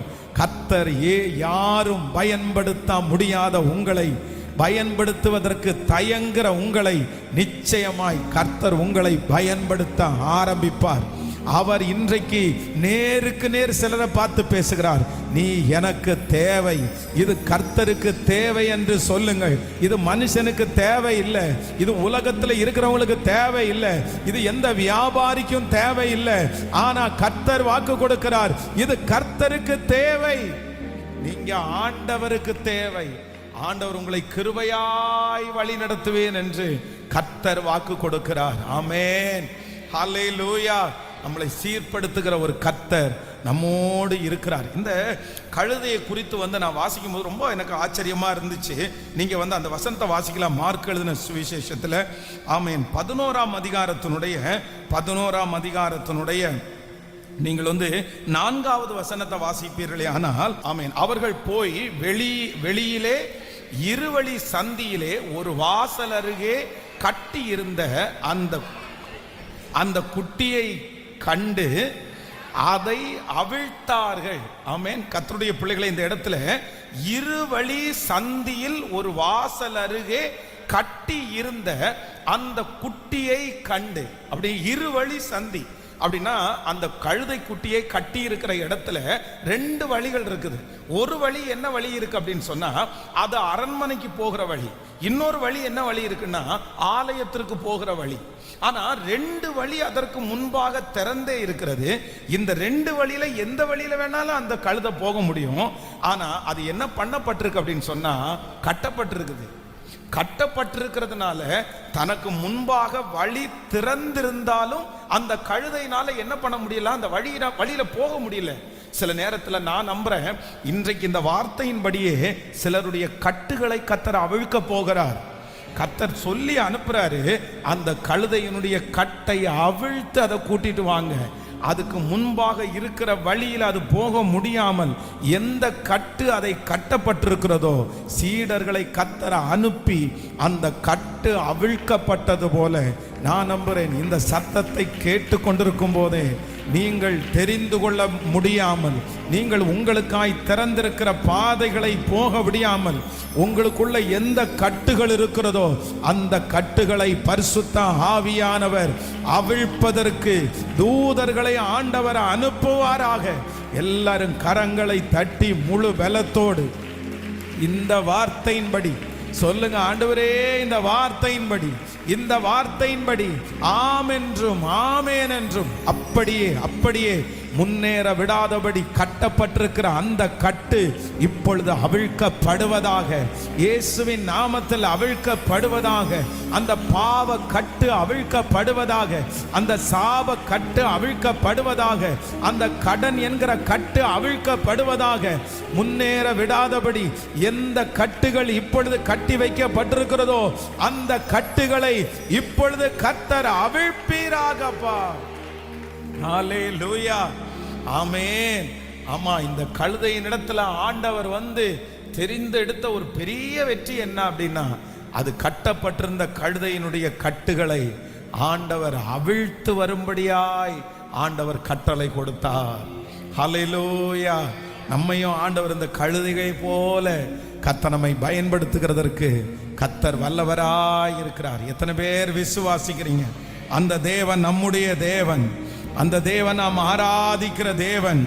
என்னையும் கர்த்தர் பயன்படுத்துவதற்கு கர்த்தர் வல்லவராய் இருக்கிறார். ஹல்லேலூயா. நம்ம நேரடியாக ஆண்டவருடைய வார்த்தைக்கு நேராய் நாம் கடந்து போகிறோம். கர்த்தர் இந்த 34வது நாளில் ஆண்டவர் ஒரு நல்ல வாக்குத்தத்த வசனத்தை ஆண்டவர் என்னுடைய இருதயத்திலே கர்த்தர் வைத்தார். நம்ம எல்லாரும் சேர்ந்து அந்த வசனத்தை நம்ம வாசிக்க போகிறோம். ஏசாயாவின் தீர்க்க தரிசன புஸ்தகத்திலே நாம் 66ஆம் அதிகாரத்தினுடைய 13வது வசனத்தை நம்ம வாசிக்க போகிறோம். ஏசாயா தீர்க்க தரிசன புஸ்தகம் 66ஆம் அதிகாரத்தினுடைய 13வது வசனத்தை எல்லாரும் சேர்ந்து வாசிக்கலாம். ஒருவனை அவன் தாய் தேற்றுவது போல் நான் உங்களை தேற்றுவேன். நீங்கள் எருசலேமிலே தேற்றப்படுவீர்கள். ஆமென். இன்னொரு விசை கூட வாசிக்கலாம். ஒருவனை அவன் தாய் தேற்றுவது போல் நான் உங்களை தேற்றுவேன், நீங்கள் எருசலேமிலே தேற்றப்படுவீர்கள். கர்த்தருடைய பிள்ளைகளே, இன்றைக்கு இந்த நாளிலே ஆண்டவர் நமக்கு ஒரு நல்ல வாக்குத்தத்தத்தை கர்த்தர் தருகிறார். ஒருவனை அவன் தாய் தேற்றுவது போல் நான் உங்களை தேற்றுவேன். ஒரு தாய் தேற்றுவது போல் நான் உங்களை தேற்றுவேன். கர்த்தர் உங்களையும் என்னையும் கர்த்தர் தேற்ற போகிறார். கர்த்தருடைய தேறுதல் அநேகருக்கு வரப்போகிறது. நான் நம்புகிறேன் அவருடைய ஆறுதல் நித்திய ஆறுதலாயிருக்கும். அவருடைய ஆறுதல் நமக்கு சமாதானமாயிருக்கும். நாம் எவ்வளவு துக்கமாய் இருந்தாலும் அவர் நம்மை தேற்றுவாரே, ஆனால் அந்த துக்கம் நமக்கு சந்தோஷமாய் மாறும். எத்தனை வருடமான துக்கமா இருந்தாலும், அது யாருடைய வார்த்தையினால் உண்டான காயப்படுத்துதலின் துக்கமா இருந்தாலும், ஆண்டவர் தேற்றும் போது அதற்கு மிஞ்சி எந்த ஆறுதலும் இந்த உலகத்திலே இல்லை. கர்த்தர் இந்த 100 நாள் ஜெபத்தில் கர்த்தர் வாக்கு கொடுக்கிறார். அவர் உங்களை தேற்ற போகிறார். கர்த்தர் உங்களை தேற்ற போகிறார். அவர் தேற்றும் போது நீங்கள் இழந்த இழப்பு உங்களுக்கு மறக்கப்பட்டு போகும். நீங்கள் இழந்தது மறக்கப்பட்டு போகும். உங்களை வருத்தப்படுத்தின வார்த்தைகள் உங்களுக்கு ஞாபகம் வராமலே போகும். நான் நம்புகிறேன், எந்த இடத்துல நீங்கள் கூனி குறுகி, எந்த இடத்துல ரொம்ப சோகமாய், எந்த இடத்துல நீங்கள் துக்கப்பட்டீர்களோ, கர்த்தர் வாக்கு கொடுக்கிறார். இந்த 34வது நாள் கர்த்தருடைய தேறுதல் உங்களுக்கு நேரே வரப்போகிறது. ஆண்டவர் உங்களை தேற்ற போகிறார். அவருடைய தேறுதல் இனி யாரும் உங்களை ஆறுதல் படுத்த வேண்டியதே வராது. ஹல்லேலூயா. ஒருவனை அவன் தாய் தேற்றுவது போல் நான் உன்னை தேற்றுவேன். அன்னாளை குறித்து வேதம் சொல்லுகிறது, ஆலயத்திற்கு உள்ள போகிற வரைக்கும் அவங்க இருதயத்துல சமாதானமே இல்லை, தேற்றுதலே இல்லை. அந்த இருதயத்துல போய் தன்னுடைய இருதயத்தை உடைச்சு அப்படியே ஊற்றுறாங்க. அங்கிருந்த ஆண்டவருடைய வார்த்தை வருது, நீ சமாதானத்தோடே போ அப்படின்ற வார்த்தை. அந்த ஒரு வார்த்தை பாருங்க, வேதம் சொல்லுகிறது, அன்னாள் திரும்ப துக்க முகமா இருப்பது இல்லை. நான் இந்த பலிபீடத்திலிருந்து ஆண்டவருடைய வார்த்தையை சொல்றேன். கர்த்தர் சீக்கிரமா ஆண்டவர் உங்களை தேற்ற போறாரு. நீங்க ஒருவேளை கணவனை இழந்த வருத்தம் யாராவது இருக்கலாம், யாராவது ஒருத்தர் இறந்து போன அந்த வருத்தம் உங்க மனசுக்குள்ளே இருக்கலாம். 1000 பேர் வந்து தேற்றினதற்கு பிற்பாடும் உங்களால ஆறுதலே அடைய முடியாம இருக்கலாம். நீங்கள் இழந்த ஒரு வருமானம், நீங்கள் இழந்த ஒரு வேலை, இல்லை ஏதோ ஒரு காரியத்தை குறித்து உங்க இருதயத்துல பெரிய துக்கம் உள்ள அடங்கி கிடக்கலாம். எப்ப நினைச்சாலும் நீங்க அழலாம், எப்ப நினைச்சாலும் உங்களுக்கு குமுறிட்டு வருத்தங்கள் வரலாம். அப்படியே ரொம்ப மூட் ஆஃபா நீங்க ஃபீல் பண்ணலாம். ஆனா ஆண்டவர் இன்னைக்கு வாக்கு கொடுக்கிறார், ஒருவனை அவன் தாய் தேற்றுவது போல நான் உன்னை தேற்றுவேன். கர்த்தர் தேற்றும் போது உங்கள் வருத்தங்கள் மறக்கப்பட்டு போகும். கர்த்தர் இன்று கிருபையாய் வாக்கு கொடுக்கிறார். ஆண்டவர் பிரதர் உங்களை ஆண்டவர் தேற்றுவார். சிஸ்டர், ஆண்டவர் உங்களை தேற்றுவார். இனி யார் அந்த காரியத்தை குறித்து பேசினாலும், யார் உங்களை வருத்தப்படுத்தினாலும், இனி உங்களுக்கு ஆறுதல் தேவைப்படாது. இனி உங்களை யாரும் சமாதானப்படுத்த வேண்டியது இல்லை. ஏனென்றால் கர்த்தருடைய ஆறுதல் நித்திய ஆறுதலாயிருக்கும். அந்த ஆறுதலுக்கு நிகரே இல்லை. எத்தனை பேர் ஆமோதிக்கிறீர்கள்? ஒரு விசை ஹாஸ்பிட்டலுக்கு போய் ஒருத்தரை பார்க்க போகும்போது ஒரு குழந்தை, அந்த குழந்தை வந்து 2 குழந்தைய ஒரு அம்மா வந்து தன்னுடைய கையில் வச்சிருக்கிறாங்க, யாருமே இல்லை. அப்போ வந்து ஒரு குழந்தை வந்து ரொம்ப பசினால சத்தம் போடுது. உடனே அவங்க பேக்கில் பார்த்தீங்கன்னா அந்த பால் புட்டி இருக்குது. அதை எடுத்து அந்த அம்மாவுக்கு வந்து அந்த குழந்தைக்கு கொடுக்க முடியல. 2 குழந்தைங்களும் கீழே இறங்கவே மாட்டேங்குது. உடனே நான் வந்து அதை புரிஞ்சுக்கிட்டேன். ஸோ இவங்க வந்து கஷ்டப்படுறாங்கன்னு தெரிஞ்சிருச்சு. உடனே பக்கத்து பக்கத்துல போய், அம்மா நான் வேணா ஒரு குழந்தைய ஒரு நிமிஷம் வேணா கையில பிடிச்சிக்கட்டுமா, நீங்க வேணா அந்த பால் எடுத்து அந்த குழந்தைய கொடுத்துறீங்களா அப்படின்னு கேட்ட உடனே, ஆமா ஆமா சார் நான் அதான் எதிர்பார்த்துட்டே இருந்தேன் அப்படின்னு சொன்ன உடனே அந்த குழந்தைய நான் கையில வாங்கினேன். வாங்கும் போது என்ன நினைச்சோ தெரியல, அவருக்கு பழக்கமான ஒரு முகமா இருந்துச்சு போல சொல்லி வந்துருச்சு. என் கையில இருந்த ஒரு 2 செகண்ட்ல பாத்தீங்கன்னா என் முகத்தை பார்த்த உடனே அழ ஆரம்பிச்சிருச்சு, சத்தம் போட்டு. இல்ல உங்க அம்மா இதை கொடுத்துட்டு இருக்காங்க, கொஞ்ச நேரம் வெயிட் பண்ணு அப்படின்னு சொன்னாலும் நமக்கா தாலாட்டமும் சீராட்டமும் தெரியல.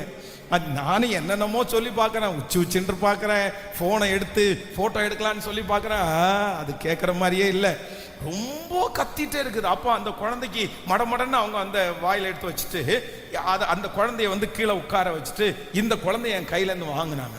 வாங்கி அதனுடைய அந்த அந்த அந்த அந்த இதயத்தை நெஞ்சோட சேர்த்து அந்த குழந்தைய அணைச்சாங்க பாருங்க. அந்த குழந்தை அப்படின்னு சொல்லி ஒரு ஆறுதல் அடைஞ்சிச்சு பாருங்க. ஸோ அந்த ஒரு நிமிஷம் அந்த தாயாருடைய ஒரு அணைப்பு கிடைச்ச உடனே அந்த ஏங்கி ஒரு பெருமூச்சு விட்டு அந்த ஆறுதல், அடுத்த செகண்ட் அந்த குழந்தையினுடைய முகத்துல ஒரு பெரிய சிரிப்பு. அப்போ அந்த குழந்தை, ஒரு பச்சை குழந்தைக்கு தன்னுடைய தாயினுடைய அரவணைப்பு அவ்வளவு ஆறுதல் உண்டாகுமானால், இன்று இந்த 34வது நாள் கர்த்தர் நிறைய பேருக்கு தாயாய் கர்த்தர் மாறுகிறார், தாயாய் மாறுகிறார். உலகத்திலே இருக்கிற தாய் உங்களை ஆறுதல் படுத்த முடியாமல் போயிருக்கலாம். உலகத்திலே இருக்கிற தாய் உங்களோடு இல்லாமல் இருக்கலாம். ஒருவேளை உலகத்திலே இருக்கிற தாய் உங்களை வருத்தப்படுத்தலாம். ஆனால் பரலோகத்திலே எனக்கு ஒரு தாய் உண்டு, தாய் உள்ளம் கொண்ட தேவன் உண்டு.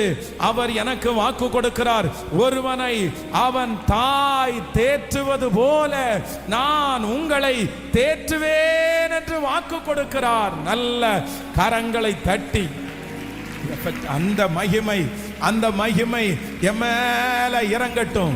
இப்பொழுது நிறைய பேரை கர்த்தர் தேற்றுகிறார். மனைவியினால் கொண்ட காயங்கள், பிள்ளைகளினால் கொண்ட காயங்கள், கணவனால் கொண்ட காயங்கள், சுற்றி ஜனத்தினால் கொண்ட காயங்கள், இன்றைக்கு ஆண்டவர் தேற்றும் போது உங்களுக்கு ஒரு பெரிய ஆறுதல் கிருபையாய் உண்டாகிறது. ஹல்லேலூயா! கைகளை உயர்த்தி ஒரு ஹல்லேலூயா! இந்த ஆறுதலை எத்தனை பேர் நீங்க உணரலையோ, இன்னைக்கு கண்டிப்பா இந்த ஆறுதலை நீங்க உணர போறீங்க. ஆமென்.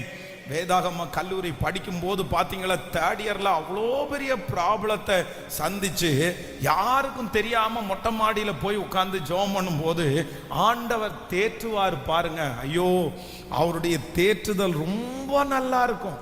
அவ்வளவு கஷ்டம், கீழே எல்லாத்துக்கும் திட்டுவாங்க, எல்லாத்துக்கும் பெரிய பிரச்சனை வரும். ஆனா அந்த நைட்டு ஒரு அரை மணி நேரம் அந்த தேவ சமூகத்துல உட்கார்ந்து ஆண்டவர் தேற்றினதுக்கு அப்புறம் கீழே இறங்கி வந்தா அவ்வளவு தைரியமா இருக்கும். சுற்றி இருக்கிறவங்க எல்லாம் கேட்பாங்க, ஏன்பா எனக்கு ஏன்னா உனக்கு சொரணையே இல்லையா, உனக்கு உரைக்கவே இல்லையா, உனக்கு வருத்தமாவே இல்லையா, எப்படிதான் இந்த இட்லியை தின்றியோ, எப்படிதான் இந்த சாப்பாடை சாப்பிட்றியோ?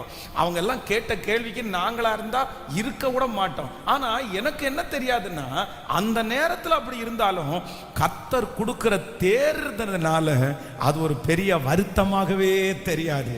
நான் நம்புறேன் உங்க ஒவ்வொருத்தரையும் கர்த்தர் ஃபீல் பண்ண வைக்க போறாரு, ஃபீல் பண்ண வைக்க போறாரு. எந்த காரியத்தை குறித்து நீங்க அப்செட் ஆகுறீங்களோ, எந்த காரியத்தை குறித்து நீங்க வருத்தப்படுறீங்களோ, அந்த காரியத்தை குறித்து இனி உங்களை யாரும் தேற்ற வேண்டியதே இல்லை. ஏசப்பா ஒரு டைம் உங்களை கையில எடுத்து தேற்ற ஆரம்பிச்சாருன்னா அதுக்கப்புறம் ஒருத்தருடைய கவுன்சிலிங் கூட உங்களுக்கு தேவைப்படாது, யாருடைய ஆறுதலும் உங்களுக்கு தேவைப்படாது. அந்த காரியத்தை குறித்து எத்தனை பேர் உங்களை சொன்னாலும் அதை குறிச்ச கவலை உங்களுக்கு 1% கூட இருக்காது. அதை குறித்து நீங்க வருத்தமே பட மாட்டீங்க. காரணம் என்னன்னா, கர்த்தரே உங்களை தேற்றினார், ஆண்டவரே உங்களை தேற்றினார். கர்த்தர் நம்மை தேற்றுகிற தெய்வமாய் இருக்கிறார், அவர் நம்மை தேற்றுகிற தெய்வமாய் இருக்கிறார். ஹல்லேலூயா! பலவீன நேரம் கிருபை உனக்கு போதும், உன் பலவீனத்தில் பலன் தருவேன் என்று சொல்லுவோம். பலவீன நேரம் என் கிருபை உனக்கு போதும், உன் பலவீனத்தில் பலன் தருவேன் நன்றி.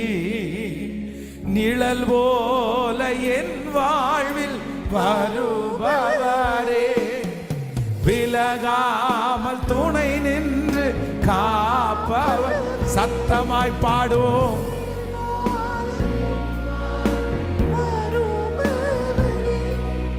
விலகாமல் துணை நின்று காப்பவரே, நீர் போதும் என் வாழ்வில். என் வாழ்விலே சொல்லுவோம், கைகளை வைத்து நீர் போதும் என் வாழ்விலே. என் இயேசையா நீர் போதும் என் வாழ்விலே. ஹalleluya. விசுவாசிக்கிறீங்களா? ஒரு தாயை போல ஒருவனை அவன் தாய் தேற்றுவது போல நான் உங்களை தேற்றுவேன். ஒருவனை அவன் தாய் தேற்றுவது போல நான் உங்களை தேற்றுவேன். ஒரு 5 டைம் இந்த வாக்குத்தத்தத்தை அறிக்கை செய்யலாமா? ஒருவனை தாய் தேற்றுவதை போல நீர் என்னை தேற்றுகிற தெய்வம். ஒருவனை அவன் தாய் தேற்றுவதை போல என்னை தேற்றுவீர். ஒருவனை அவன் தாய் தேற்றுவதை போல நீர் என்னை தேற்றுவீர். அவருடைய ஆறுதலை நான் உணரப்போகிறேன். அவருடைய தேறுதலை நான் உணரப்போகிறேன். அவருடைய மகிழ்ச்சி எனக்குள்ளே வரப்போகிறது. இனி உங்களுடைய துக்கம் நீங்கி நீங்கள் ஆறுதல் அடைய போகிறீர்கள். இனி நீங்க துக்கத்தோடையே வாழ மாட்டீங்க. நீங்க ஒரு வருத்தத்தை சுமந்துட்டே நீங்க இருக்க மாட்டீங்க. உங்களுக்குள்ள அந்த துக்கம் இனி குடிகொள்ளாது. ஏன் அப்படின்னு சொன்னா, என் தேவனாலே நீங்கள் தேற்றப்படுவீர்கள். இதுக்கு முன்னாடி, இந்த ஜபத்திற்கு முன்னாடி அந்த காரியத்தை குறித்து யாராவது ஒருத்தர் கேட்டாலே உங்களுக்கு உடனே உங்களுக்கு அழுக வரும், உடனே உங்களுக்கு ஒரு துக்கம் வரும். ஆனா நான் நம்புறேன், இந்த ஜபத்திற்கு பிற்பாடு நான் தீர்க்க தரிசனமா சொல்றேன், நிறைய பேர் உங்கள்கிட்ட பார்த்து கேட்பாங்க, ஆனா நீங்க அழ மாட்டீங்க, நீங்க துக்கப்பட மாட்டீங்க, நீங்க வருத்தம் உங்களுக்குள்ள இருக்காது. காரணம் என்னன்னா, அந்த பிரச்சனைக்குரிய காரியத்துல கர்த்தர் உங்களை தேற்றினார். இது தீர்க்க தரிசனமான வார்த்தை. இது நிறைய பேருக்கு ரிசீவ் பண்றவங்களுக்கு அப்படியே நடந்து கொண்டிருக்கிறது. ஆமேன் என்று சொல்லுங்கள் முழு வெள்ளத்தோடு கூட. ஆமேன், ஆமேன். அந்த வருத்தங்களை மறக்க பண்ணுகிற தேவன், அந்த வருத்தங்களை மறக்க பண்ணுகிற தேவன். நீங்கள் இழந்ததை குறித்து இனி இருக்கிற துக்கத்தை ஆண்டவர் மாற்ற போறாரு. நீங்க ஏமாந்ததை குறித்து இருக்கிற துக்கத்தை கர்த்தர் இன்றையோடு கர்த்தர் எடுத்து போட போறாரு. இனி உங்களுடைய இருதயத்தில் அது குத்திட்டே இருக்காது, உங்களை சோகப்படுத்திட்டே இருக்காது. நான் நம்புறேன், சகல விதமான ஆறுதலின் தேவன் உங்களை ஆறுதல் படுத்துவாராக. அவர் உங்களை விசாரிக்கிறவர் ஆனபடியினால் உங்கள் கவலைகளை எல்லாம் அவர் மேல் வைத்து விடுங்கள். அவரே சமாதானக்காரனர், அவரே எனக்கு சகலவிதமான ஆறுதலை தருகிறவர். அதனால இந்த வாக்கு தத்தத்திற்காக நீங்க எல்லாரும் ரொம்ப அழகா நீங்க ஜெபம் பண்ணணும். சிலருக்கு அந்த இந்த தேர்தலை வாங்குறவங்க பாருங்க, அவ்வளவு பெஸ்டானவங்களா இருப்பாங்க. ஆமேன் சொல்லுங்கள் சிஸ்டர், பிரதர். யார் ஒருத்தர் இந்த பிரேயர்ல, யார் ஒருத்தர் பாஸ்டர் கேட்டாலே எனக்கு ஒரு மாதிரி சோகமாயிருது பாஸ்டர், இந்த காரியத்தை அவங்க சொன்னாலே எனக்கு உடனே நான் வருத்தப்படுறேன், எனக்கு மூட் ஆஃப் ஆகுது, நான் அந்த இடத்திலே இருக்க மாட்டேன், நான் ஒளிஞ்சு வாழ்றேன், இப்படின்னு எல்லாம் நீங்க சொல்லலாம். ஆனா நான் நம்புறேன், இல்ல, நாம் ஆராதிக்கிற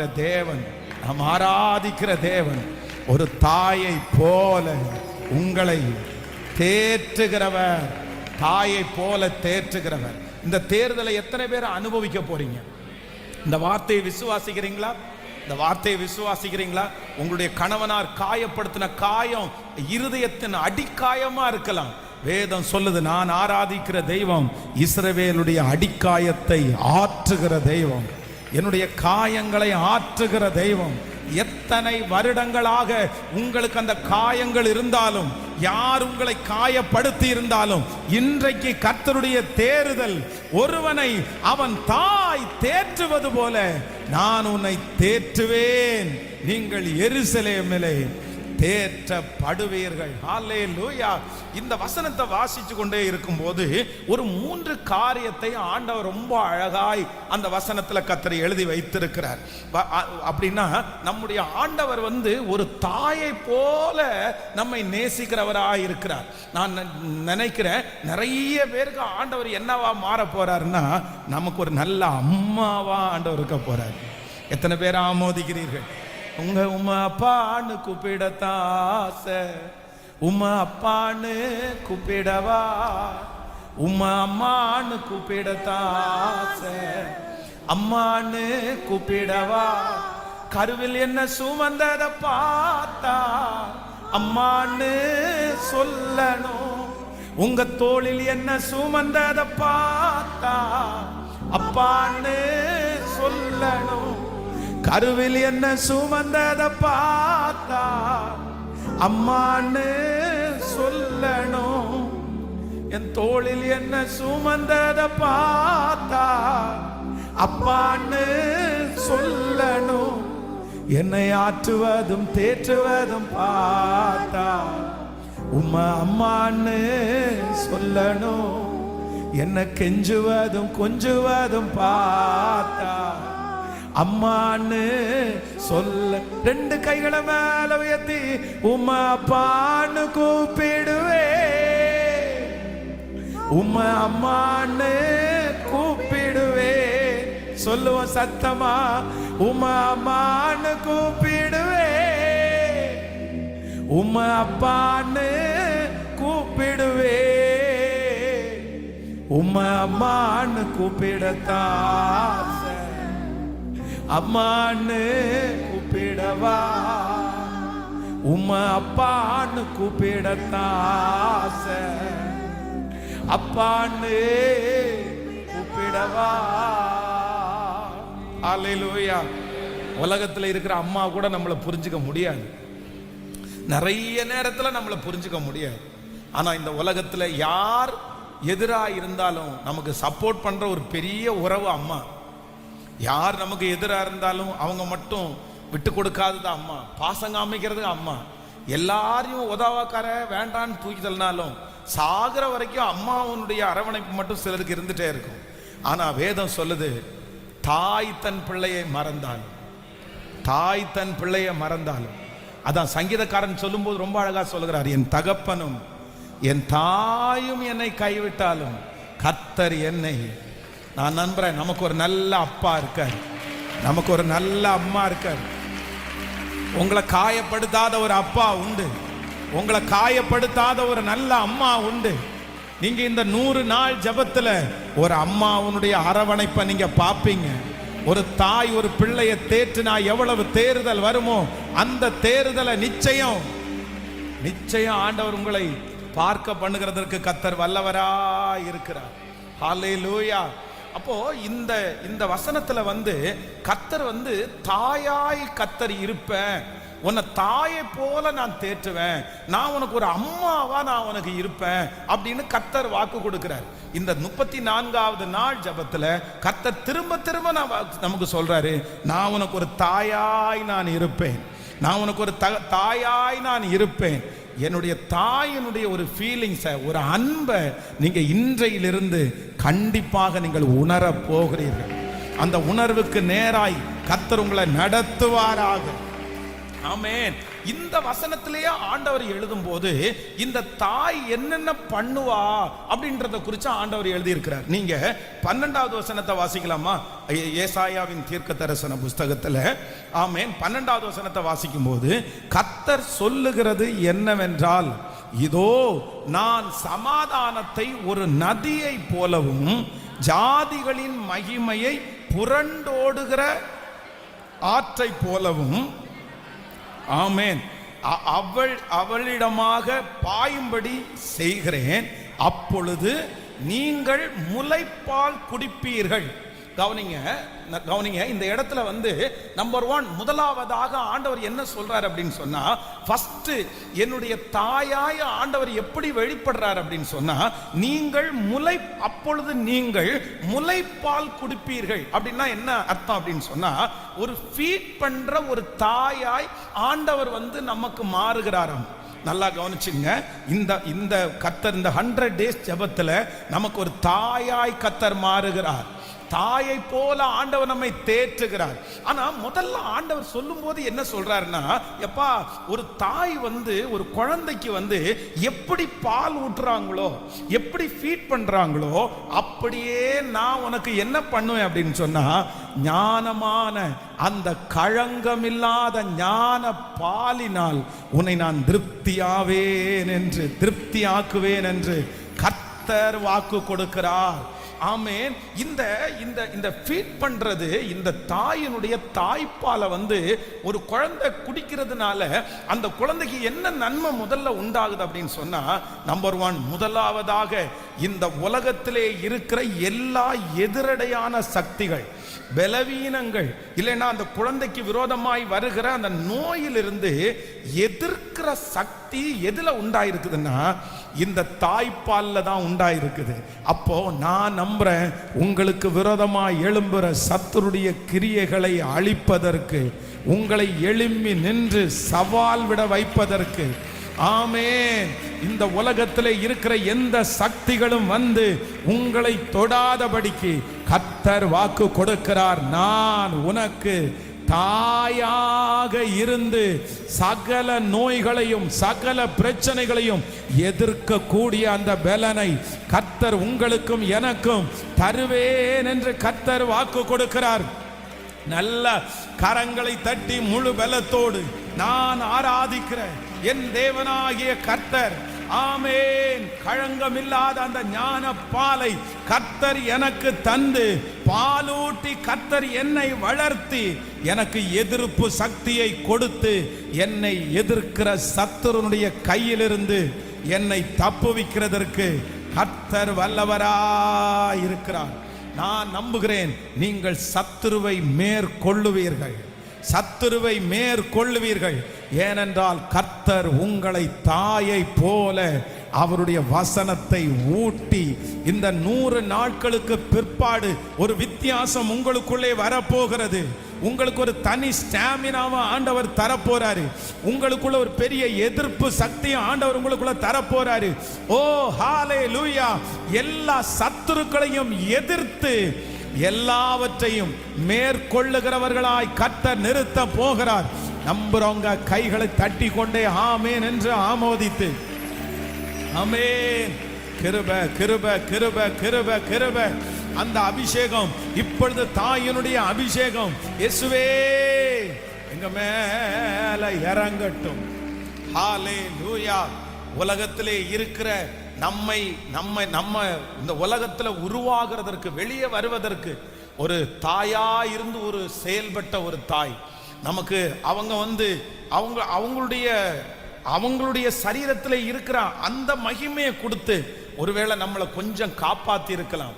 சில உலகத்திலே இருக்கிற சில நோய்களுக்கு, பலவீனங்களுக்கு நம்மளை விளக்குறதுக்கு நம்ம தாய் நமக்கு சப்போர்ட்டிவா மாறி இருக்கலாம். ஆனா நான் நம்புறேன், இந்த உலகத்துல நிறைய பிரச்சனைகள் நம்மை சூழ்ந்திருக்கிறது, நிறைய போராட்டங்கள் நம்மை சூழ்ந்திருக்கிறது. அதை தாய்ப்பாலினால நம்ம சரி பண்ண முடியாது. ஆனா எதனால சரி பண்ண முடியும்னா, என் பரலோக தாய் அவர் இருக்கிறார். அவர் என்னை பலப்படுத்துவார். அவர் எனக்கு வசனத்தை கொடுப்பார். நான் அதனாலே என்னை சுற்றி இருக்கிற சத்துருக்களை ஜெயித்து நான் ஜெயம் பெறுவேன்.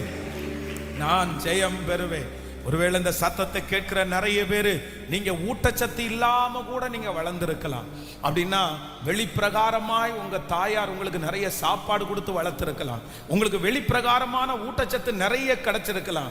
ஆனா இருதய அளவில் உங்களுக்கு ஸ்ட்ராங் பண்றதற்கு ஒருத்தருமே இல்லாம போயிருக்கலாம். எங்க அம்மா என்ன ஸ்ட்ராங் பண்ணல, எங்க அப்பா என்ன ஸ்ட்ராங் பண்ணல, எனக்கு சோறு கொடுத்து வளர்த்துனாங்க, ஆனா எனக்கு தைரியம் சொல்லி வளர்த்துறது மாதிரி எங்க அம்மா தைரியமா இல்லை, எங்க அப்பா தைரியமா இல்லை. ஆனா கர்த்தர் இன்றைக்கு வாக்கு கொடுக்கிறார், நான் உனக்கு தாயை போல இருந்து உனக்கு நான் பாலூட்டி நான் வளர்ப்பேன். நீங்க என்ன பண்ணுவீங்கன்னா அவர் கொடுக்கிற அந்த பலத்தால நீங்க பலன் அடைவீர்கள். நீங்க பலன் அடைவீர்கள். கர்த்தர் இந்த உலகத்தில் இருக்கிற சத்துருக்களை மேற்கொள்ளக்கூடிய ஒரு பலனை ஆண்டவர் எனக்கு தரப்போகிறார். எல்லாரும் ஏசப்பாட்ட கேட்கலாம், கைகளை உயர்த்தி கேட்கலாம், இயேசுவே இப்பொழுது அந்த மகிமை இறங்குவதாக, அந்த மகிமை நம்மேல் கடந்து வருவதாக. நீங்கள் தேற்றப்படுவீர்கள். பரிசுத்த ஆவியானவர் உங்களை தேற்றுகிறார். ஆமென். Thank you Jesus. இப்பொழுது இந்த உலகத்தை எதிர்க்கக்கூடிய சக்தி உங்களுக்குள்ளே வருகிறது. கேளுங்க, அப்பாட்ட கேளுங்க, ஆண்டவரே உலகத்தில் இருக்கிற ஒரு தாய் எனக்கு இந்த காரியத்தை செய்வார்களானால் எனக்கு எப்படி எதிர்ப்பு சக்தி வருமோ அப்படி நீர் எனக்கு இன்றைக்கு தாய், நீர் இன்றைக்கு எனக்கு நீங்க சொல்லி இருக்கிறீங்க, அப்பொழுது நான் உனக்கு பாலூட்டி வளர்ப்பேன் என்று சொல்லி இருக்கிறீங்க. இப்போ அந்த மகிமையை நான் பார்க்கணும். அந்த எதிர்ப்பு சக்தி எனக்குள்ள வரணும். சத்துருடைய எல்லா காரியத்தையும் நான் எதிர்க்கிறவனாய் என்ன மாற்றுங்க ஆண்டவரே. நீங்க ஜெபிக்க ஜெபிக்க ஜெபிக்க அந்த கிருபை இறங்குவதாக. ஸ்தோத்திரம் ஸ்தோத்திரம் ஸ்தோத்திரம் ஸ்தோத்திரம். ஹல்லேலூயா. நம்பர் 1, முதலாவதாக ஆண்டவர் வாக்கு கொடுக்கிறார், நான் உனக்கு தாயா இருப்பேன். எப்படிப்பட்ட தாயா இருப்பேன் அப்படின்னு சொன்னா, பாலூட்டி வளர்த்துகிற தாயாய் மாறுவேன். ஆமென். சொல்லுங்க பார்க்கலாம். எத்தனை பேர் ஆமோதிக்கிறீங்க? கர்த்தர் எப்படிப்பட்ட தாயா மாறுவாராமோ? சொல்லுங்க, சத்தமா சொல்லுங்க எல்லாருமே. எத்தனை பேர் அதை ஃபீல் பண்றீங்க? எனக்கு சரீரத்தில் இருக்கிற, எனக்கு வெளி பிரச்சனையில இருக்கிற சகல காரியத்தையும் மேற்கொள்றதற்கு என் அப்பா என்ன பாலூட்டி வளர்க்க போறாரு. இந்த 100 நாள் ஜெபத்திற்கு பிற்பாடு நீங்க ஒரு வித்தியாசத்தை பார்ப்பீங்க. உங்களுக்குள்ளேயே ஒரு வித்தியாசத்தை பார்ப்பீங்க. நீங்க ரொம்ப ஸ்ட்ராங்கா மாறுவீங்க. சக்தி வாய்ந்தவர்களாய் மாறுவீர்கள். உங்களுக்குள்ள நிறைய பிரச்சனைகளை எதிர்க்கக்கூடிய சக்தி உங்களுக்குள்ளே உருவாகும். போராட்டங்களை எதிர்க்கக்கூடிய உங்களை அறியாமலே உருவாகும். ஏன்னா களங்கமில்லாத ஞானப்பால் உங்களுக்கு இந்த 100 நாட்களும் கர்த்தர் கொடுக்க போகிறார். அவருடைய வார்த்தையை கொடுக்க போறாரு. கர்த்தர் உங்களை நிறைய ஃபீட் பண்ண போறாரு. ஆமென். உங்களுக்கு தேவையானதை ஃபீட் பண்ண போறாரு. நீங்க தலைவர்கள் தான், நீங்க தலைவியாக தான் மாற போறீங்க. அதுக்காக தான் இந்த ஜெபம். ஒரு கூட்டத்தை கர்த்தர் எழுப்ப போறாரு. ஒரு கூட்ட வாலிபர்களை கர்த்தர் எழுப்புறாரு, பெரியவர்களை எழுப்புறாரு. ஆமென். தைரியமாய் அப்படி நிற்கக்கூடிய பலரை கர்த்தர் கிருபையாய் எழுப்ப போகிறார். கைகளை உயர்த்தி ஆமென். சோ நம்பர் 2, இரண்டாவதாக அதே வசனத்தை வாசிக்கும் போது கர்த்தர் சொல்லுகிறது என்னவென்றால், இதோ சமாதானத்தை ஒரு நதியை போலவும் ஜாதிகளின் மகிமையை ஓடுகிற ஆற்றை போலவும் அவளிடமாய் பாயும்படி செய்கிறேன். அப்பொழுது நீங்கள் முலைப்பால் கொடுப்பீர்கள், இடுப்பிலே வைத்து சுமக்கப்படுவீர்கள். ஆமென். எப்படி ஆண்டவர் 2வது அவர் தாய். எப்படிப்பட்ட தாயாமா ஆண்டவர்? எப்படிப்பட்ட தாயாமா? சொல்லுங்க, எல்லாரும் சொல்லுங்க. தகப்பன் ஒரு மாதிரி சுமப்பார். வேதம் சொல்லுது, நான் உன்னை தகப்பனை போல தோளில் சுமப்பேன். அது ஒரு சுமப்பு இருக்குது. ஆனா அம்மா எங்க சுமப்பாங்க? அம்மா அவங்க தோல்ல சுமக்க மாட்டாங்க. ஆனா எங்க சுமப்பாங்க? இடுப்புல உட்கார்ந்து இருக்கிறீங்களா நீங்க? ஆண்டவர் எவ்வளவு அழகா சொல்றாரு பாருங்க. உலகத்துல இருக்கிற ஒரு தாய் இடுப்புல, ஏன் அப்படின்னா அவங்களுக்கு ஒரு பக்கம் அந்த எலும்பு இருக்காதுல்ல, ஒரு விலா எலும்பு வச்சுதானே. அதனால இந்த இடம் அவங்களுக்கு சதையா இருக்கிறதுனால இந்த பிள்ளைக்கு எங்க வச்சா அதுக்கு ரொம்ப சேஃப்டியா இருக்கணும். இந்த இடுப்புல பிள்ளைங்க உட்காரும் போது அவ்வளவு, அதுல எப்படி உட்கார்றாங்கன்னே தெரியாது. குடம் அதுல எப்படி உட்காருதுன்னு தெரியல, பிள்ளை அதுல எப்படி உட்காருன்னு தெரியல. ஆனா ரொம்ப கம்ஃபர்டபுளா, அது சிஸ்டர்ஸுக்கு மட்டும் உண்டான ஒரு வரப்பிரசாதம் போல அந்த இடத்துல கரெக்டா உட்கார வச்சு சுமப்பாங்க. அதே போல ஆண்டவரும் நமக்கு கிருபையாய் வாக்கு கொடுக்கிறார்.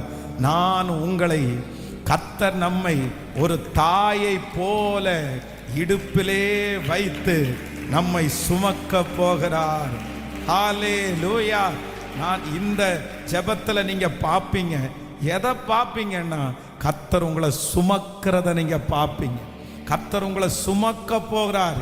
நீங்க அந்த அனுபவத்திற்கு நேராய் ஆண்டவர் உங்களை கொண்டு போக போகிறார். நடந்து நடந்து உங்களுக்கு கால்கள் வலிக்கலாம். இந்த காரியத்தை தாண்டி தாண்டி நீங்கள் சோர்ந்து போகலாம். ஐயோ, நான் என்ன செய்வேன்? எனக்கு முன்பாக இருக்கிற லக்குகளை அடைவதற்கு என்னால் அவ்வளவு தூரம் போக முடியலையே. நான் அந்த லக்கை ரீச் பண்ணுவேனா? அந்த லக்கை நான் அடைவேனா அப்படின்னு திகைத்து போய் நிற்கலாம். ஆனால் நீங்கள் நடக்க முடியாது என்று சொன்னபோது உங்களை சுமக்கிறதற்கு ஒரு தாய் கர்த்தர் இடுப்பிலே வைத்து கர்த்தர் உங்களை சுமப்பேன் என்று கர்த்தர் வாக்கு கொடுக்கிறார். ஹல்லேலூயா. சில ஆண்டவருடைய பிள்ளைகள் இன்றைக்கு சில காரியத்தில் நீங்கள் நடக்க முடியாம போக முடியாது என்கிற தயக்கத்தோடு இருக்கலாம். அதான் ஒரு போதகர் சொல்லும்போது ரொம்ப அழகான ஒரு சாட்சியை சொன்னார். ஒரு விசை அவர் ஒரு வனாந்திரமான இடத்துல ஊழியத்திற்கு அவர் போயிருக்கும் போது முன்னாடி 2 கால் தடங்கள் அப்படியே நடந்து அப்படியே அச்சச்சா இருந்துச்சாம். உடனே ஆண்டவர்கிட்ட கேட்டாராமா, ஆண்டவரே, இங்க முன்னாடி போகிற இந்த கால் அச்சு யாருடையதுன்னு கேட்ட உடனே ஆண்டவர் சொன்னாராமா, நான் உனக்கு முன்னாடி நடந்து போறேன்ப்பா அப்படின்னு சொன்னாராமா. உடனே ஆண்டவர் ரொம்ப சந்தோஷப்பட்டாராமா. ரொம்ப நன்றி ஆண்டவரே, ரொம்ப நன்றி ஆண்டவரே. கொஞ்ச நேரம் தாண்டி அவர் ரொம்ப களைச்சு போனாராமா. திடீர்னு பார்த்தா முன்னாடி போன 2 காலடி அவரால் பார்க்க முடியலையா. உடனே ரொம்ப சோகமா, ஏன் ஏசப்பா என்னை விட்டு போயிட்டீங்களா? முன்னாடி உங்களுக்கு போன 2 கால் தடத்தை நான் பார்க்கலையே, இப்ப நான் நடக்கிற காலடி மட்டும்தானே இருக்குது அப்படின்னு சொன்ன உடனே ஆண்டவர் சொன்னாராமா, உனக்கு கால் ரொம்ப வலிக்குதுன்னு சொல்றதுக்காக உன்னை தூக்கி நான் என் தோள் மேல வச்சிருக்கிறேன். இப்ப நீ பார்க்கிற அந்த 2 காலடியும் உன்னுடையது இல்ல, என்னுடையது அப்படின்னு சொன்னாராமா. நான் நம்புறேன் கர்த்தர் உங்களை சுமக்க போறாரு. நீங்க ஃபீல் பண்ண போறீங்க. பிரதர், இந்த ஆற்றை நீங்கள் கடப்பீர்கள் சுலபமாய். இந்த பிரச்சனை நீங்கள் கடப்பீர்கள் நீங்கள் சுலபமாய். கர்த்தர் சொல்லுகிறார், நான் உன்னை இடுப்பிலே வைத்து நான் உன்னை சுமப்பேன். இந்த வனாந்தர பாதையில கர்த்தர் உங்களை சுமக்க போறாரு. இந்த டார்கெட்ல கர்த்தர் உங்களை கொண்டு போய் விட போறாரு. ஆமென். நோக்கம் உங்களுக்கு முன்னாடி இருக்குது, உங்களுக்கு முன்னாடி விஷன் உங்களுக்கு முன்னாடி இருக்குது. ஆனா சிலரால எப்படி கடப்போம் அப்படின்ற ஒரு பெரிய கேள்விக்குறி, எப்படி இந்த பிரச்சனையை தாண்டுவோம் அப்படின்ற ஒரு கேள்விக்குறி. நான் தான் இதுல நடக்கணுமா? நான் தான் இதுல தாண்டணுமா? நான் எப்படி தாண்ட போறேனோ எனக்கு தெரியலையே. இந்த கடனை எப்படி தாண்ட போறேனோ, இப்படி சூழ்நிலை எப்படி தாண்ட போறேனோ. நீங்க கவலையே படாதீங்க. நீங்க சோர்ந்து போகும்போது நம்மை சுமக்கிற ஒரு தேவன் நம்மோடு கூட இருக்கிறார். அவர் அன்புள்ளவர். கைகளை உயர்த்தி நான் சொல்லுங்க, நான் விசுவாசிக்கிறேன். நீங்க உணர போறீங்க, நீங்க ஃபீல் பண்ண போறீங்க. நீங்கள் இடுப்பிலே வைத்து சுமக்கப்படுவீர்கள். ஹல்லேலூயா, ஹல்லேலூயா. இதுக்கு முன்னாடி அந்த வனாந்தர பாதையில கடக்கும்போது துக்கத்தோடு கடந்தீங்க, வலிக்க அந்த இடத்த நடந்து போனீங்க. மறுபடியும் ஒரு வனாந்தரமான பாதை உங்க வாழ்க்கையில வந்திருக்குது. மறுபடியும் அந்த சூழ்நிலைக்குள்ள நீங்க கடந்து போறீங்க. ஐயா, நான் எப்படி ஐயா தாண்டுவேன்? எப்படி ஐயா அந்த இடத்த நான் ரீச் பண்ணுவேன்? என்னால நடக்க முடியாது, என்னால கடக்க முடியாது. ஆனா கர்த்தர் வாக்கு கொடுக்கிறார் அல்லவா, நீங்கள் இடுப்பிலே வைத்து சுமக்கப்படுவீர்கள். நீங்கள் இடுப்பிலே வைத்து சுமக்கப்படுவீர்கள். ஹல்லேலூயா. நடக்க முடியல டாடி, நடக்க முடியல இசப்பா, நடக்க முடியல. தாங்கி கொள்ளுங்க, கரத்தில ஏந்தி கொள்ளுங்க. தாங்கி கொள்ளுங்க, கரத்தில ஏந்தி கொள்ளுங்க. நான் நடந்து வந்த பாதைகள் கரடு மேடுகள், கடந்து வந்த பாதைகள் முட்கள் வேலிகள். நான் நடந்து வந்த பாதைகள் கரடு மேடுகள், நான் கடந்து வந்த பாதைகள் முட்கள் வேலிகள். நடக்க முடியல டாடி, நடக்க முடியல இசப்பா, நடக்க முடியல. தாங்கி கொள்ளுங்க, கரத்தில ஏந்தி கொள்ளுங்க. தாங்கி கொள்ளுங்க, கரத்தில ஏந்தி கொள்ளுங்க.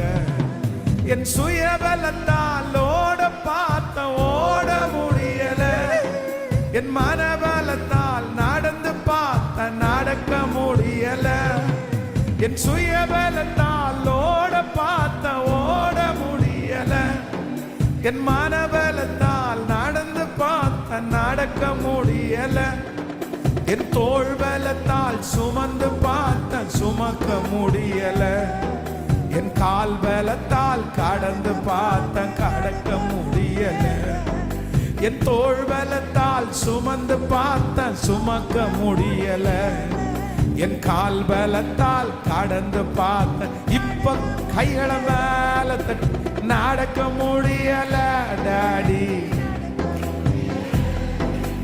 நடக்க முடியல எசப்பா, நடக்க முடியல. தாங்கிக் கொள்ளுங்க, கரத்தில ஏந்தி கொள்ளுங்க, தாங்கிக் கொள்ளுங்க, கரத்தில ஏந்தி கொள்ளுங்க. நான் நடந்து வந்த பாதைகள் கரடு மேடுகள், நான் கடந்து வந்த பாதைகள் முட்கள் வேலிகள், நான் கடந்து வந்த பாதைகள் கரடு மேடுகள், நான் கடந்து வந்த பாதைகள் எல்லாரும் கையை உயர்த்தி நடக்க முடியல டாடி. அப்பா, இன்னைக்கு சொன்ன இந்த வார்த்தையின்படி இந்த சூழ்நிலை என்னால கடக்க முடியலப்பா, இந்த இடத்துல என்னால நடக்க முடியும். இப்போ உங்க கிருபை என்ன தேடட்டும், உங்க கிருபை என்ன தேடட்டும். இயேசுவே, இயேசுப்பா, தாங்கி கொள்ளுங்க, ஏந்தி கொள்ளுங்க. ஹல்லேலூயா, ஹல்லேலூயா. ஒருவனை அவன் தாய் தேற்றுவது போல நான் உன்னை தேற்றுவேன். ஃபர்ஸ்ட் நம்பர் 1, தாயை போல உன்னை பாலூட்டி வளர்ப்பேன் அப்படின்னு கர்த்தர் வாக்கு கொடுக்கிறார். ஆமென். எதுக்கு ஆண்டவர் நம்மளை பாலூட்டி வளர்க்கிறார் அப்படின்னு சொன்னா, ஒண்ணு நமக்குள்ள இருக்கிற இம்யூனிட்டி அதிகமாகிறதற்காக, எதிர்ப்பு சக்தி அதிகமாகிறதற்காக, நமக்கு விரோதமாய் வருகிற எதிரிகளை எல்லாம் அப்படியே தாங்கக்கூடிய அளவிற்கு நம்ம உடம்ப, நம்முடைய மனசை கர்த்தர் ஸ்ட்ரென்தன் பண்ண போறாரு. விசுவாசிக்கிறீங்களா இல்லையா? இந்த 100 days ஜெபம் முடியிருக்கும் போது நீங்க உன்னை பார்ப்பீங்க, அம்மா உன்னுடைய அன்பை முழுமையா பார்ப்பீங்க, ஒரு தாயினுடைய அரவணைப்பை முழுமையா பார்ப்பீங்க. ஒரு அம்மா எவ்வளவு தேற்றுவாங்களோ அந்த ஆறுதலை நீங்க பார்ப்பீங்க. நம்பர் 1, முதலாவதாக என்ன ஆறுதல் கிடைக்கும்னா, ஏசப்பா உங்களை ஃபீட் பண்ணிட்டே இருப்பாரு, உங்களுக்கு வார்த்தைகளை கர்த்தர் கொடுத்துட்டே இருப்பாரு. நீங்க அந்த வார்த்தையில் அப்படியே பலன் அடைவீங்க. உங்களை அறியாமலே உங்களுக்கு ஒரு தைரியம் வரும். நான் நம்புறேன், இந்த 100 daysக்கு முன்னாடி உங்களை பிசாசு பார்த்ததுக்கும் இதுக்கு அப்புறம் பார்க்கறதுக்கும் நிறைய வித்தியாசம் இருக்குது. இந்த 100 daysக்கு முன்னாடி மனுஷன் உங்களை பார்க்கறதுக்கும் எதுக்கு பிறகு பார்க்கறதுக்கும் வித்தியாசம் இருக்குது. ஏன்னா நீங்க ஸ்ட்ரென்த்தாக போறீங்க, நீங்க எதிர்ப்புகளை தாண்ட போகிறீர்கள். நம்பர் 2, இரண்டாவதாக ஆண்டவர் உங்களுக்கு வாக்கு கொடுக்கிறார். நான் உன்னை என்ன பண்ணுவேன் அப்படின்னு சொன்னா, இடுப்புல வச்சு சுமப்பேன். எப்ப சுமப்பீங்க உங்க பிள்ளைகளை இடுப்புல வச்சு? எப்ப சுமப்பீங்க? ஒண்ணு, அது நடக்க தெரியாத போது சுமப்போம், அதனுடைய கால் ரொம்ப சின்னதா இருக்கும் போது சுமப்போம். இல்ல அப்படின்னு சொன்னா அதை நடந்து நடந்து கால் வதிக்கும் போது, மம்மி தூக்குங்க மம்மி அப்படின்னு சொல்லும் போது சரின்னு தூக்குவோம். அப்ப நான் நம்புறேன், ஆண்டவருடைய ஒரு ஃபீலை நீங்க உணர போறீங்க. யாரெல்லாம் இந்த சத்தத்தை கேட்கிறவங்க, எனக்கு லக்கு எனக்கு தெரியுது, எனக்கு அந்த இடத்த அடையணும், ஆனா இடையில பாத்தீங்கன்னா நான் எப்படி போய் கடந்து போய் அங்க போய் சேருவேன்னு தெரியல, எனக்கு வச்சிருக்கிற டார்கெட் ரொம்ப பெருசு, நான் எப்படி அச்சீவ் பண்ணுவேன்னு தெரியல. நீங்க பயப்படாதீங்க, நீங்க நடக்க மாட்டீங்க, உங்களை ஒருத்தர் தூக்கி சுமந்து அங்க கொண்டு போய் விடுவார்.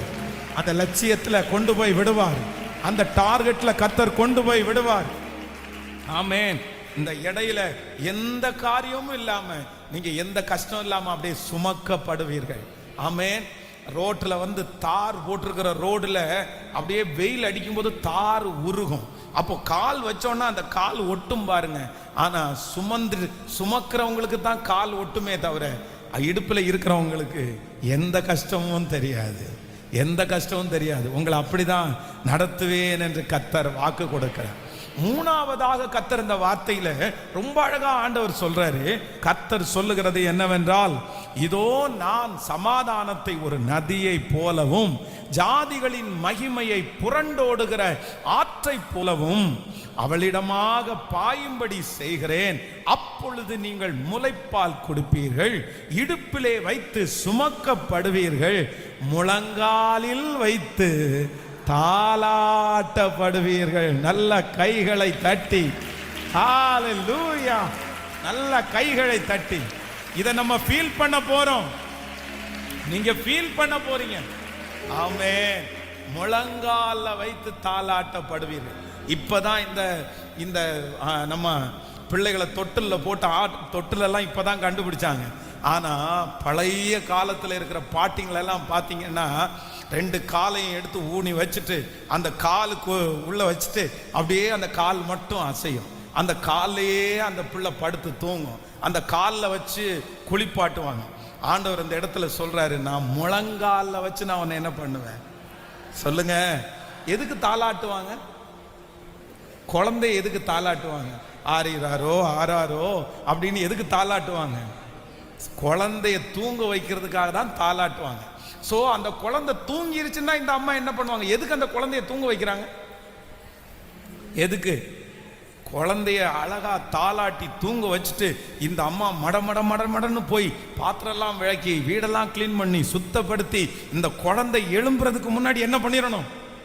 எல்லா வேலையும் முடிச்சிடணும். அப்போ ஆண்டவர் நம்மளை என்ன பண்ண போறாருன்னா, உங்களை கர்த்தர் தாளாட்டி உங்களை நல்லா தூங்க வச்சுட்டு உங்களுக்கானதை கர்த்தர் ஆயத்தப்படுத்த போகிறார். கர்த்தர் உங்களுக்கு ஆயத்தம் பண்ண போகிறதை உங்கள் கண்கள் காணவில்லை, உங்கள் காதுகள் கேட்கவில்லை. ஓ, ஆனால் கர்த்தர் உங்களுக்கு ஆயத்தம் பண்ணி இருக்கிறதை சீக்கிரமாய் உங்களுக்கு தரப்போகிறார். ஆமென். ஆண்டவர் கிருபையாய் கர்த்தர் வாக்கு கொடுக்கிறார். நான் உங்களுக்கான சகல காரியத்தையும் ஆயத்தம் செய்வேன். கர்த்தர் உங்களை ரெஸ்ட் எடுக்க பண்ண போறாரு. ஆமென். நீங்க மெதுவா அப்படியே கடந்து போக போறீங்க. ஆண்டவர் உங்களை அப்படியே ரிலாக்ஸா இருக்க வச்சு அவரே இந்த காரியத்தை எல்லாம் ஒழுங்குபடுத்த போறாரு. நீங்க இதுக்கு முன்னாடி சிரமப்பட்ட அளவிற்கு இனி நீங்க சிரமப்பட வேண்டியது இருக்காது. இதுக்கு முன்னாடி பாடுபட்ட அளவிற்கு இனி நீங்க பாடுபட வேண்டியது இருக்காது. கர்த்தர் உங்கள் வேலைகளை லகுவாக்க போகிறார். உங்கள் வருமானங்களை கர்த்தர் லகுவாக்க போகிறார். உங்க உழைப்புகளை கர்த்தர் லகுவாக்க போகிறார். உங்க குடும்ப வாழ்க்கையை கர்த்தர் லகுவாக்க போகிறார். நீங்க எதெல்லாம் கஷ்டம் அப்படின்னு நினைக்கிறீங்களோ அது எல்லாத்தையும் எங்களுக்காய் கர்த்தர் செய்து, கர்த்தர் உங்களுக்காக செய்து கர்த்தர் லகுவாக்க போகிறார். நீங்கள் லகுவாய் சுதந்தரிக்க போகிறீர்கள். அந்த காரியம் லகுவாய் நடக்க போகிறது. அந்த காரியம் ரொம்ப ஈஸியாய் கர்த்தர் செய்ய போகிறாரு. அதை குறித்த ஒரு பெரிய ஐடியாவை கர்த்தரே நமக்கு தர போறாரு. முழங்காலிலே வைத்து தாளாட்டப்படுவீர்கள். ஹல்லேலூயா. இப்ப சொல்ல போறோம், உங்களை அப்பான்னு கூப்பிடவா அம்மான்னு கூப்பிடவா? ஆமென். ஒருவனை அவன் தாய் தேற்றுவது போல நான் அவனை தேற்றுவேன். ஆமென். எங்க ஊர்லயே மறக்கவே முடியாத ஒரு சம்பவம் உங்களுக்கு சொல்லி இருக்கிறேன். பேச்சிப்பாறை அப்படின்ற இடத்துல கன்னியாகுமரி மாவட்டத்தில் பேச்சிப்பாறை அப்படின்ற ஒரு இடம் இருக்கு. அதுல ஜெகநாதன் அப்படின்ற ஒரு பெரிய ரவுடி பல ஆண்டுகளுக்கு முன்பாக காட்டுக்குள்ள, அந்த பேச்சிப்பாறைக்குள்ள ஒரு பெரிய காடு இருக்கு. அந்த காட்டுல வாழ்ந்தவர் தான் அவர். அங்கே ரொம்ப நிறைய ஒரு போலீஸ்காரர் கொன்னுட்டாங்க. இந்த மாதிரி நிறைய பேரை கொன்னு ஊர்ல இருக்கிற எல்லாருமே அவர் மேல பகையாகி ஒரு நாள் ஊரெல்லாம், எந்த போலீஸ் எதுனாலையும் அவரை ஒன்றும் பண்ண முடியல. அதனால ஊருக்காரங்க எல்லாம் சேர்ந்து அவரை இன்னைக்கு முடிச்சு கட்டுறோன்னு முடிவு பண்ணி எல்லாரும் காட்டுக்குள்ள போனாங்க. தன்னுடைய உயிர் தப்பி வைக்கிறதுக்காக அவர் கிராமத்துக்குள்ள ஓடி வந்தாரு. எல்லா வீடும் அந்த கிராமத்துல பின்னாடியே மக்கள் துரத்திட்டு வராங்க. ஒவ்வொரு வீட்டையா போய் தட்டுறாரு. எந்த வீடுமே அவருக்கு திறக்கல. அவர் வந்த உடனே எல்லா வீட்டையும் க்ளோஸ் பண்ணாங்க, எல்லா வீட்டையும் அடைச்சாங்க. ஆனா ஒரே ஒரு வீடு மட்டும் அவருக்கு திறந்தே இருந்துச்சு. யாருடைய வீடுனா அவங்க அம்மாவுடைய வீடு மட்டும் திறந்தே இருந்துச்சு. அவங்க அம்மா வீட்டை திறந்து வச்சிருந்தாங்க. இவர் உள்ள போனாரு. உள்ள போன உடனே இந்த அம்மா இந்த பையனை எப்படி காப்பாத்துறதுன்னு தெரியல. இவன் கொடுமைக்காரன், மோசமானவன் தான். ஆனா ஒரு ட்ரம்முக்குள்ள அவனை உட்கார வச்சு அதை அப்படியே மூடி வச்சாங்க. ஆனா அந்த ஊர்காரங்க எல்லாம் வந்து, எங்கம்மா இங்கதான் வந்தா, இதுக்குள்ளதான் வந்தா, உங்க வீடு மட்டும் தான் திறந்திருக்குன்னு வந்து தேடி தேடி கடைசியில் அந்த ட்ரம்முக்குள்ள அவன் இருக்கிறத கண்டுபிடிச்சு வெளியில கூட்டிட்டு போய் நடு ரோட்ல வச்சு எல்லாரும் அடிச்சு அவனை கொண்டுட்டாங்க. அங்கே ஒரு பெரிய மர்டர், யாருமே இது பண்ணல, அந்த மாதிரி ஒரு சூழ்நிலை வந்துச்சு. ஆனா அவ்வளவு பேரும் அவன் துரோகி, அவன் மோசமானவன் அப்படின்னு அந்த வீடை அடைக்கும் போது ஒரே ஒரு தாயினுடைய வீடு மட்டும் என்னன்னுச்சுன்னா திறந்திருந்துச்சு. அப்போ நான் நம்புறேன், உலகத்துல இருக்கிற தாயே இப்படி அன்புள்ளவர்களா இருப்பாரானால் நம்முடைய தேவன் கர்த்தர் வாக்கு கொடுக்கிறார், நான் ஒருவனை அவன் தாய் தேற்றுவதை போல, ஒருவனை அவன் தாய் தேற்றுவதை போல நான் அவனை தேற்றுவேன். ஹalleluya. இப்ப சொல்லுங்க பார்க்கலாம். கருவில் என்ன சுமந்தத பார்த்தா அம்மான்னு சொல்லணும், தோளில் என்ன சுமந்தத பார்த்தா அப்பான்னு சொல்லணும். கருவில் என்ன சுமந்தத பார்த்தா அம்மான்னு சொல்லணும். பாடும். தோளில் என்ன சுமந்தத பார்த்தா அப்பான்னு சொல்லணும். என்ன கொஞ்சுவதும் கெஞ்சுவதும் பார்த்தா அம்மான்னு சொல்லணும்.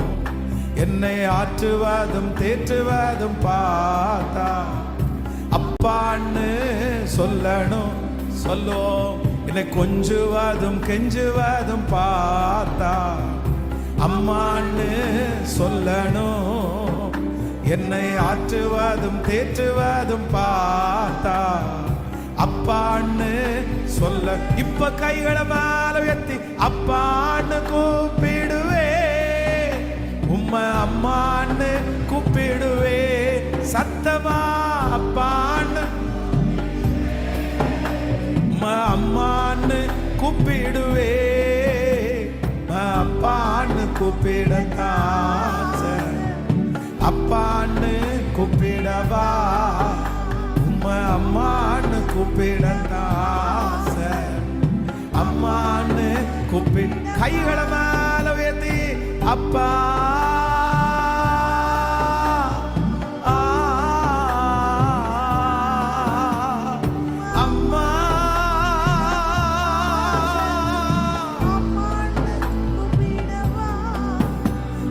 அப்பான்னு கூப்பிடுவே, உம்மை அம்மான்னு கூப்பிடுவே. எல்லாரும் கைய மேல தட்டி சொல்லுங்க, உம்மை அம்மான்னு கூப்பிடுவே. என் கண்ணீரை துடைச்சத பார்த்தா அம்மான்னு சொல்லணும். விண்ணப்பத்தை கேட்பத பார்த்தா அப்பான்னு சொல்லணும். என் கண்ணீரை துடைச்சத பார்த்தா அம்மான்னு சொல்லணும். என் விண்ணப்பத்தை கேட்பத பார்த்தா அப்பான்னு சொல்லணும். என்னை ஏந்துவதும் தாங்குவதும் பார்த்தா அம்மான்னு சொல்லணும். உங்க இரக்கத்தை உருக்கத்தை பார்த்தா அப்பான்னு சொல்லணும். ஏந்துவதும் தாங்குவதும் பார்த்தா அம்மான்னு சொல்லணும். உங்க இரக்கத்தை உருக்கத்தை பார்த்தா அப்பான்னு. இப்போ கைகளை மேல உயர்த்தி உம்மை அப்பான்னு கூப்பிடுவே, சத்தமா உம்மை அம்மான்னு கூப்பிடுவே, உம்மை அப்பான்னு கூப்பிடத்தாச, அப்பான்னு கூப்பிடவா, உம்மை அம்மான்னு கூப்பிடத்தாச, அம்மான்னு கூப்பிடு. கைகளை மேல உயர்த்தி அப்பா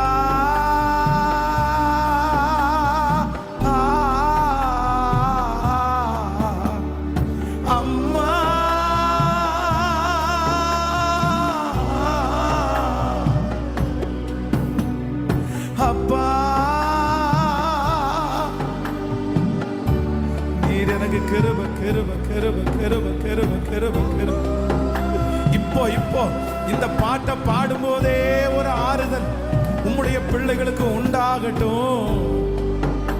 இயேசுவே இயேசுவே இயேசுவே இயேசுவே. அம்மா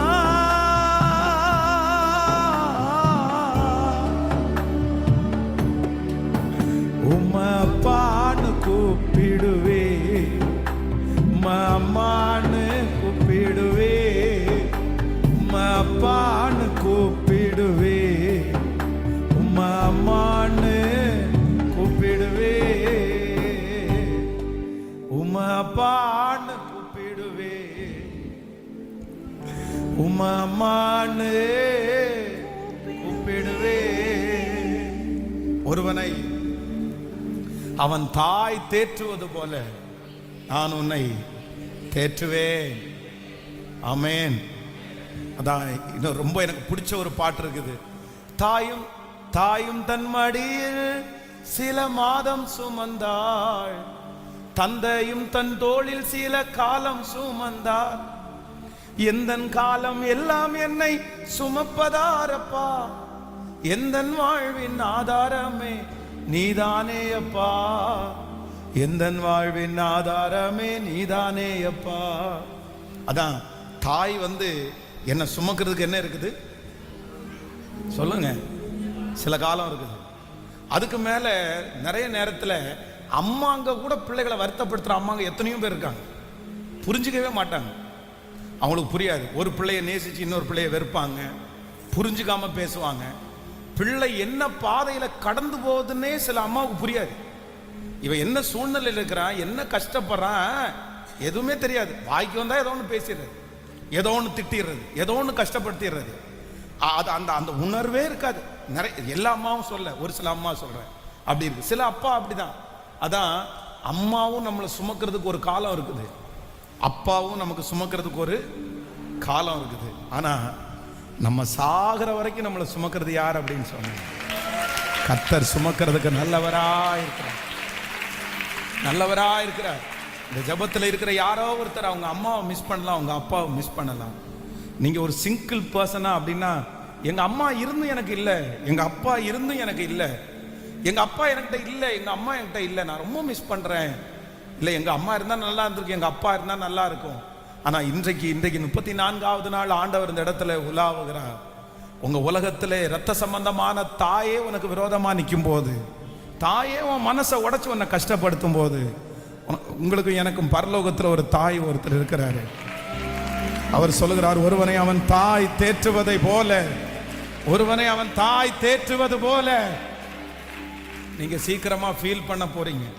அம்மா உன்னுடைய அன்பு உங்களுக்கு கிடைக்க போகுது, அப்பா உன்னுடைய அன்பு உங்களுக்கு கிடைக்க போகுது. உங்களை கர்த்தர் தேற்ற போறாரு, நீங்க ஆறுதல் அடைய போறீங்க. உன் வருத்தங்கள் யாவையும் கர்த்தர் மறக்கும்படி பண்ணுவார். நீங்க இப்போ இருக்கிற அந்த வருத்தங்கள் உங்களுக்கு மறந்து போகும். அவர் அந்த அளவுக்கு உங்களை தேற்றுவார். அந்த வருத்தம் உங்களை விட்டு போகிற அளவிற்கு ஆண்டவர் உங்களை தேற்றுவார். அவருடைய தேறுதல் ரொம்ப ஆசீர்வாதமா இருக்கும். இனி அந்த இழப்பு உங்க கண்ணுக்கு முன்னாடி தெரியாது, அந்த துக்கம் உங்களுக்கு கண்ணுக்கு முன்னாடி தெரியாது. ஸோ 3 காரியத்தை ஆண்டவர் சொல்லியிருக்கிறாரு. நம்பர் 1, முதலாவதாக நான் உன்னை பாலூட்டி வளர்ப்பேன். களங்கம் இல்லாத ஞான பாலாகிய வார்த்தையை உனக்கு கொடுத்து உன்னை திடப்படுத்தி சரிப்படுத்தி உன்னை ஸ்ட்ராங் பண்ணி உனக்கு எந்த நோயும் தொற்றாமல் இருக்கிறது மாதிரி உன்னை தீயை தொட விட மாட்டேன். உனக்கு நான் உன்னை பாலூட்டி வளர்ப்பேன். நம்பர் 2, 2வது கர்த்தர் வாக்கு கொடுத்துறாரு, நான் உன்னை இடுப்புல வச்சு நான் உன்னை சுமப்பேன். நான் உன்னை இடுப்புல வச்சு உன்னை சுமப்பேன். நீ கடக்க முடியாத பாதை, நீ தாண்ட முடியாத பிரச்சனை, உன்னுடைய டெஸ்டினேஷன் அடைகிறதற்கு கர்த்தர் உங்களுக்கு ஹெல்ப் பண்ணி நீங்க நடக்க முடியாத பாதையில் அவர் உங்களை சுமந்து கொண்டு போய் அந்த இடத்துல விடுவேன் என்று கர்த்தர் வைத்து வாக்கு கொடுக்கிறார். 3வதாக ஆண்டவர் சொல்லியிருக்கிறார், நான் உன்னை முழங்கால வச்சு என்ன பண்ணுவேன்னா உன்னை தாலாட்டுவேன்.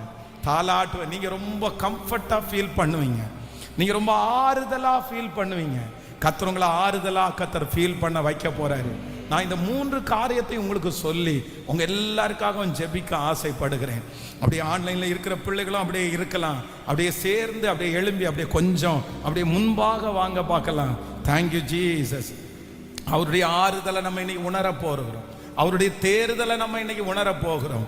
Thank you Jesus. ஒருவனை அவன் தாய் தேற்றுவது போல நமக்கு நாளைக்கு காலையில 2 ஆராதனை இருக்குது, சாயந்தரம் நம்முடைய 35வது நாள் நிறைவு விழா இருக்குது. கர்த்தர் எல்லாத்திலையும் கர்த்தர் மகிமைப்படுவாராக. ஒருவனை அவன் தாய் தேற்றுவது போல நான் உன்னை தேற்றுவேன், நான் உன்னை தேற்றுவேன். ஒரு தாய்க்கு தெரியும் தன்னுடைய பிள்ளைக்காக அவனுடைய இருதயம் எவ்வளவு துடிக்குதுன்னு அவங்களுக்கு தெரியும். அந்த தேவன் நம்மத்திலே அசைவாடுகிறார், அந்த தேவன் நம்மத்திலே இருக்கிறார், அந்த தேவன் நம்மத்திலே ஆளுகை செய்கிறவராகவே இருக்கிறார். கர்த்தர் நல்லவர், கர்த்தர் நல்லவர், கர்த்தர் நல்லவர். ஹல்லேலூயா. அம்மா உன்னுடைய அன்பை நம்ம உணர போறோம். ஆமென். ஹல்லேலூயா. அத ரொம்ப ஒரு அழகான பாட்டு பாடுவோம்.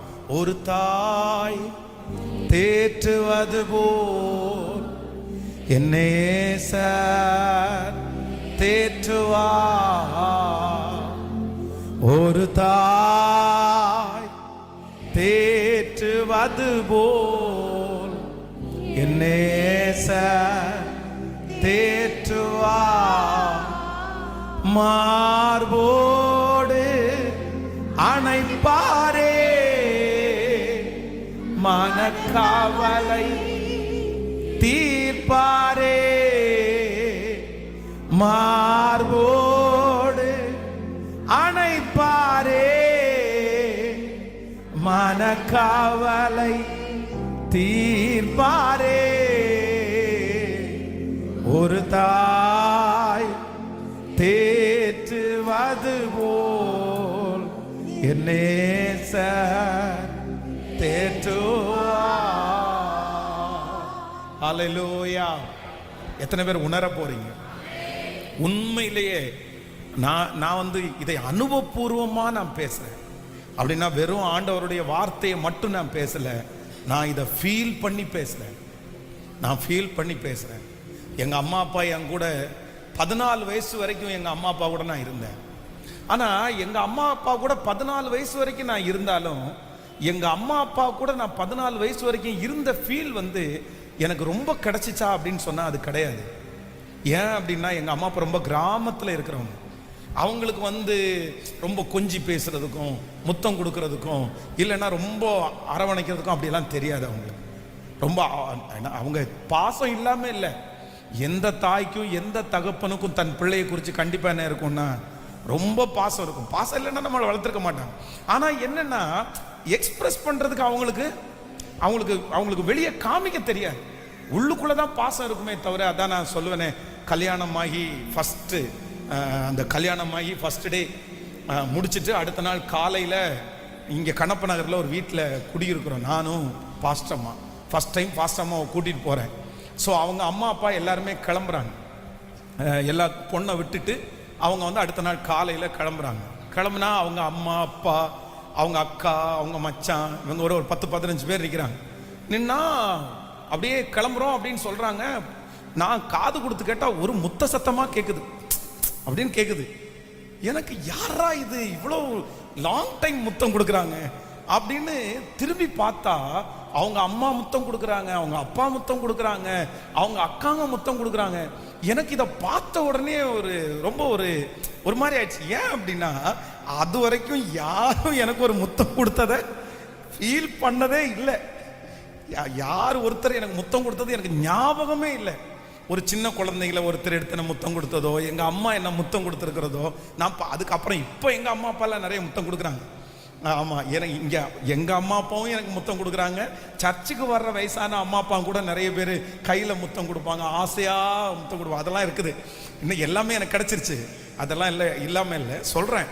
அன்னைக்கு எனக்கு ரொம்ப ஃபீலா இருந்துச்சு. ஓ இப்படியெல்லாம் கொடுப்பாங்களா அப்படின்னு. அப்போ பாஸ்டம்மா ஃபர்ஸ்ட் புது பொண்ணு அவங்கள்ட்ட கேட்குறேன், இத்தனை பேர் முத்தம் கொடுப்பாங்க? இல்லை நாங்கள் பொதுவாக எல்லாரும் இங்கே விட்டது மட்டும் இல்லை, எங்கே போனாலும் நாங்கள் கிளம்பும் போது அப்படி முத்தம் கொடுக்கறது வழக்கம் அப்படின்னா.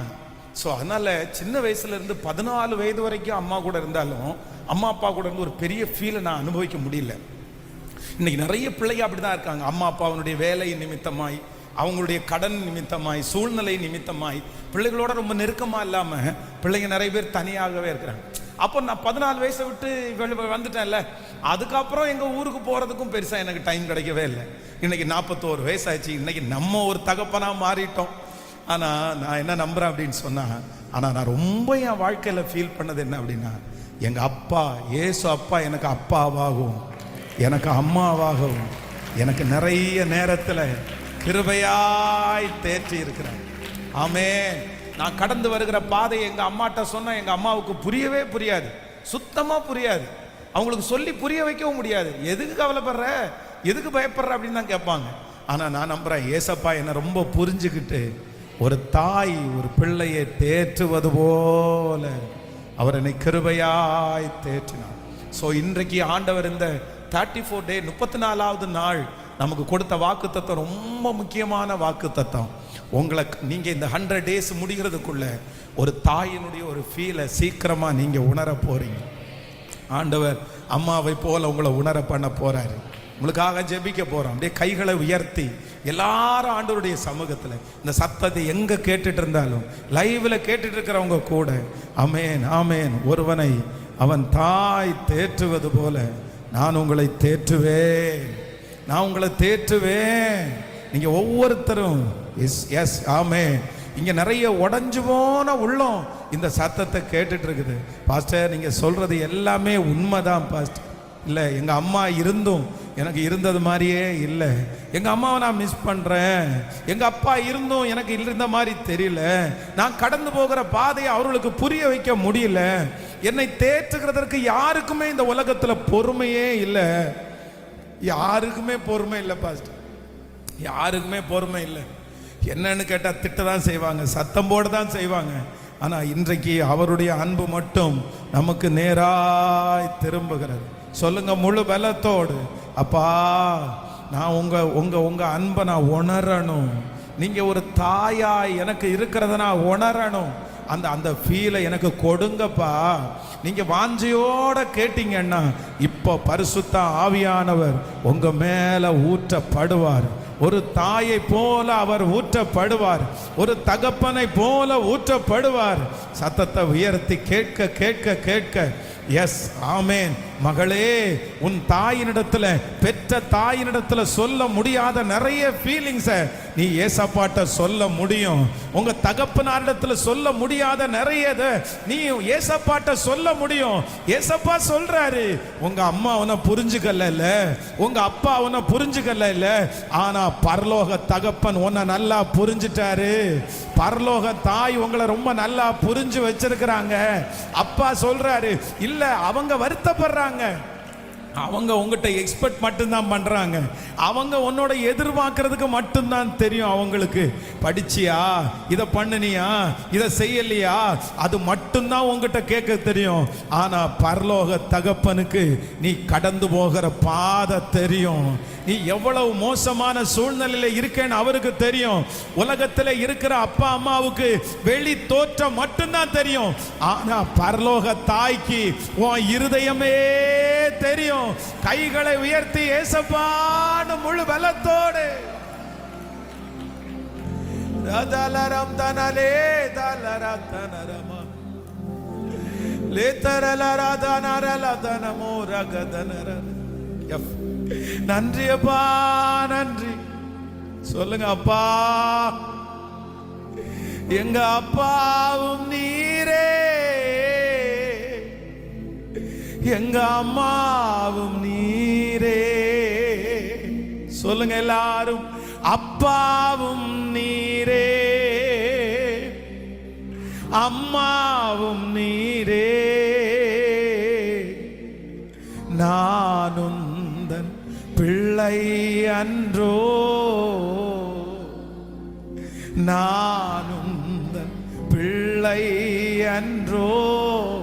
சொல்லுவோம், அப்பாவும் நீரே, அப்பாவும் நீரே, என் அம்மாவும் நீரே. முழு பலத்தோடே அப்பாவும் நீரே, என் அம்மாவும் நீரே. நானும் பிள்ளை அன்றோ, நானும் பிள்ளை அன்றோ. நன்றி அப்பா, நன்றி அப்பா, நன்றி அப்பா. நான் உன்னை பாலூட்டி நான் உன்னை வளர்த்துவேன். என்னை இடுப்புல வச்சு நான் உன்னை சுமப்பேன். என் முழங்காலில வச்சு நான் உன்னை தாலாட்டுவேன். ஹல்லேலூயா. நான் உன்னை பாலூட்டி நான் உன்னை வளர்த்துவேன். உன்னை இடுப்புல வச்சு நான் உன்னை சுமப்பேன். முழங்காலில வச்சு உன்னை தாலாட்டுவேன்னு சொன்ன அத்தனை வார்த்தைகளும் இந்த சத்தத்தை கேட்கிற ஒவ்வொரு பிள்ளைகள் மேல் ஆம் என்றும் ஆமேன் என்றும் அப்படியே நிறைவேறுகிறதற்காய் ஸ்தோத்திரம். தகப்பனே, தகப்பனே, எத்தனை பிள்ளைங்க உடைஞ்சு போய் இருக்கிறாங்கன்னு உங்களுக்கு தெரியும். மனசுல ஆறுதலே இல்லையா, தேறுதலே இல்லையா, பதட்டம், பயம், மன கஷ்டம், ஒரு துக்கம், ஒரு வேதனை அப்படி குடிகொண்டுட்டே இருக்குல்ல. ஆனா நான் உங்களுடைய ஊழியக்காரனாகிய நான் உங்க பிள்ளைகளுக்காக திறப்புல நிக்கிறேன். இந்த 100 நாள் ஜெபம் முடிகிறதுக்கு முன்னாடி என் பிள்ளைங்க சாட்சி சொல்லணும். யாரோ என்ன அரவணைச்சு அப்படியே கட்டி பிடிக்கிற மாதிரி நான் ஃபீல் பண்ணேன். அப்படியே என்ன மார்போடு அணைக்கிறது மாதிரி நான் ஃபீல் பண்ணுறேன். அது வேற யாரும் கிடையாது, நான் ஆராதிக்கிற ஏசப்பா தான் என்ன அப்படி கட்டி பிடிச்சிருக்கிறது மாதிரி நான் ஃபீல் பண்ணேன்னு இந்த சத்தத்தை கேட்கிற திருச்சபையில இருக்கிற எங்க இருந்து இந்த சத்தத்தை கேட்டாலும் அவங்களுக்கு அப்படிப்பட்ட ஒரு உணர்வு உண்டாவதாகப்பா, உண்டாவதாகப்பா, உண்டாவதாகப்பா. Thank you Jesus. இந்த தேர்தலை ஃபீல் பண்ணணும், ஃபீல் பண்ணணும் ஆண்டவரே. இன்னைக்கு உங்க சமூகத்தில் நிற்கிறேன், நான் அதை ஃபீல் பண்ணிட்டு நிற்கிறேன் இல்லப்பா. எங்க பிள்ளைகளும் அப்படிதான், எங்க பிள்ளைகளும் அப்படிதான்.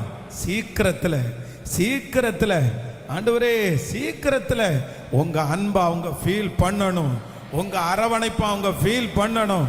நீங்க ஊட்டி வளர்த்துறத ஃபீல் பண்ணணும், நீங்க சுமக்கிறத ஃபீல் பண்ணணும், நீங்க தாளாற்றுறத ஃபீல் பண்ணணும்.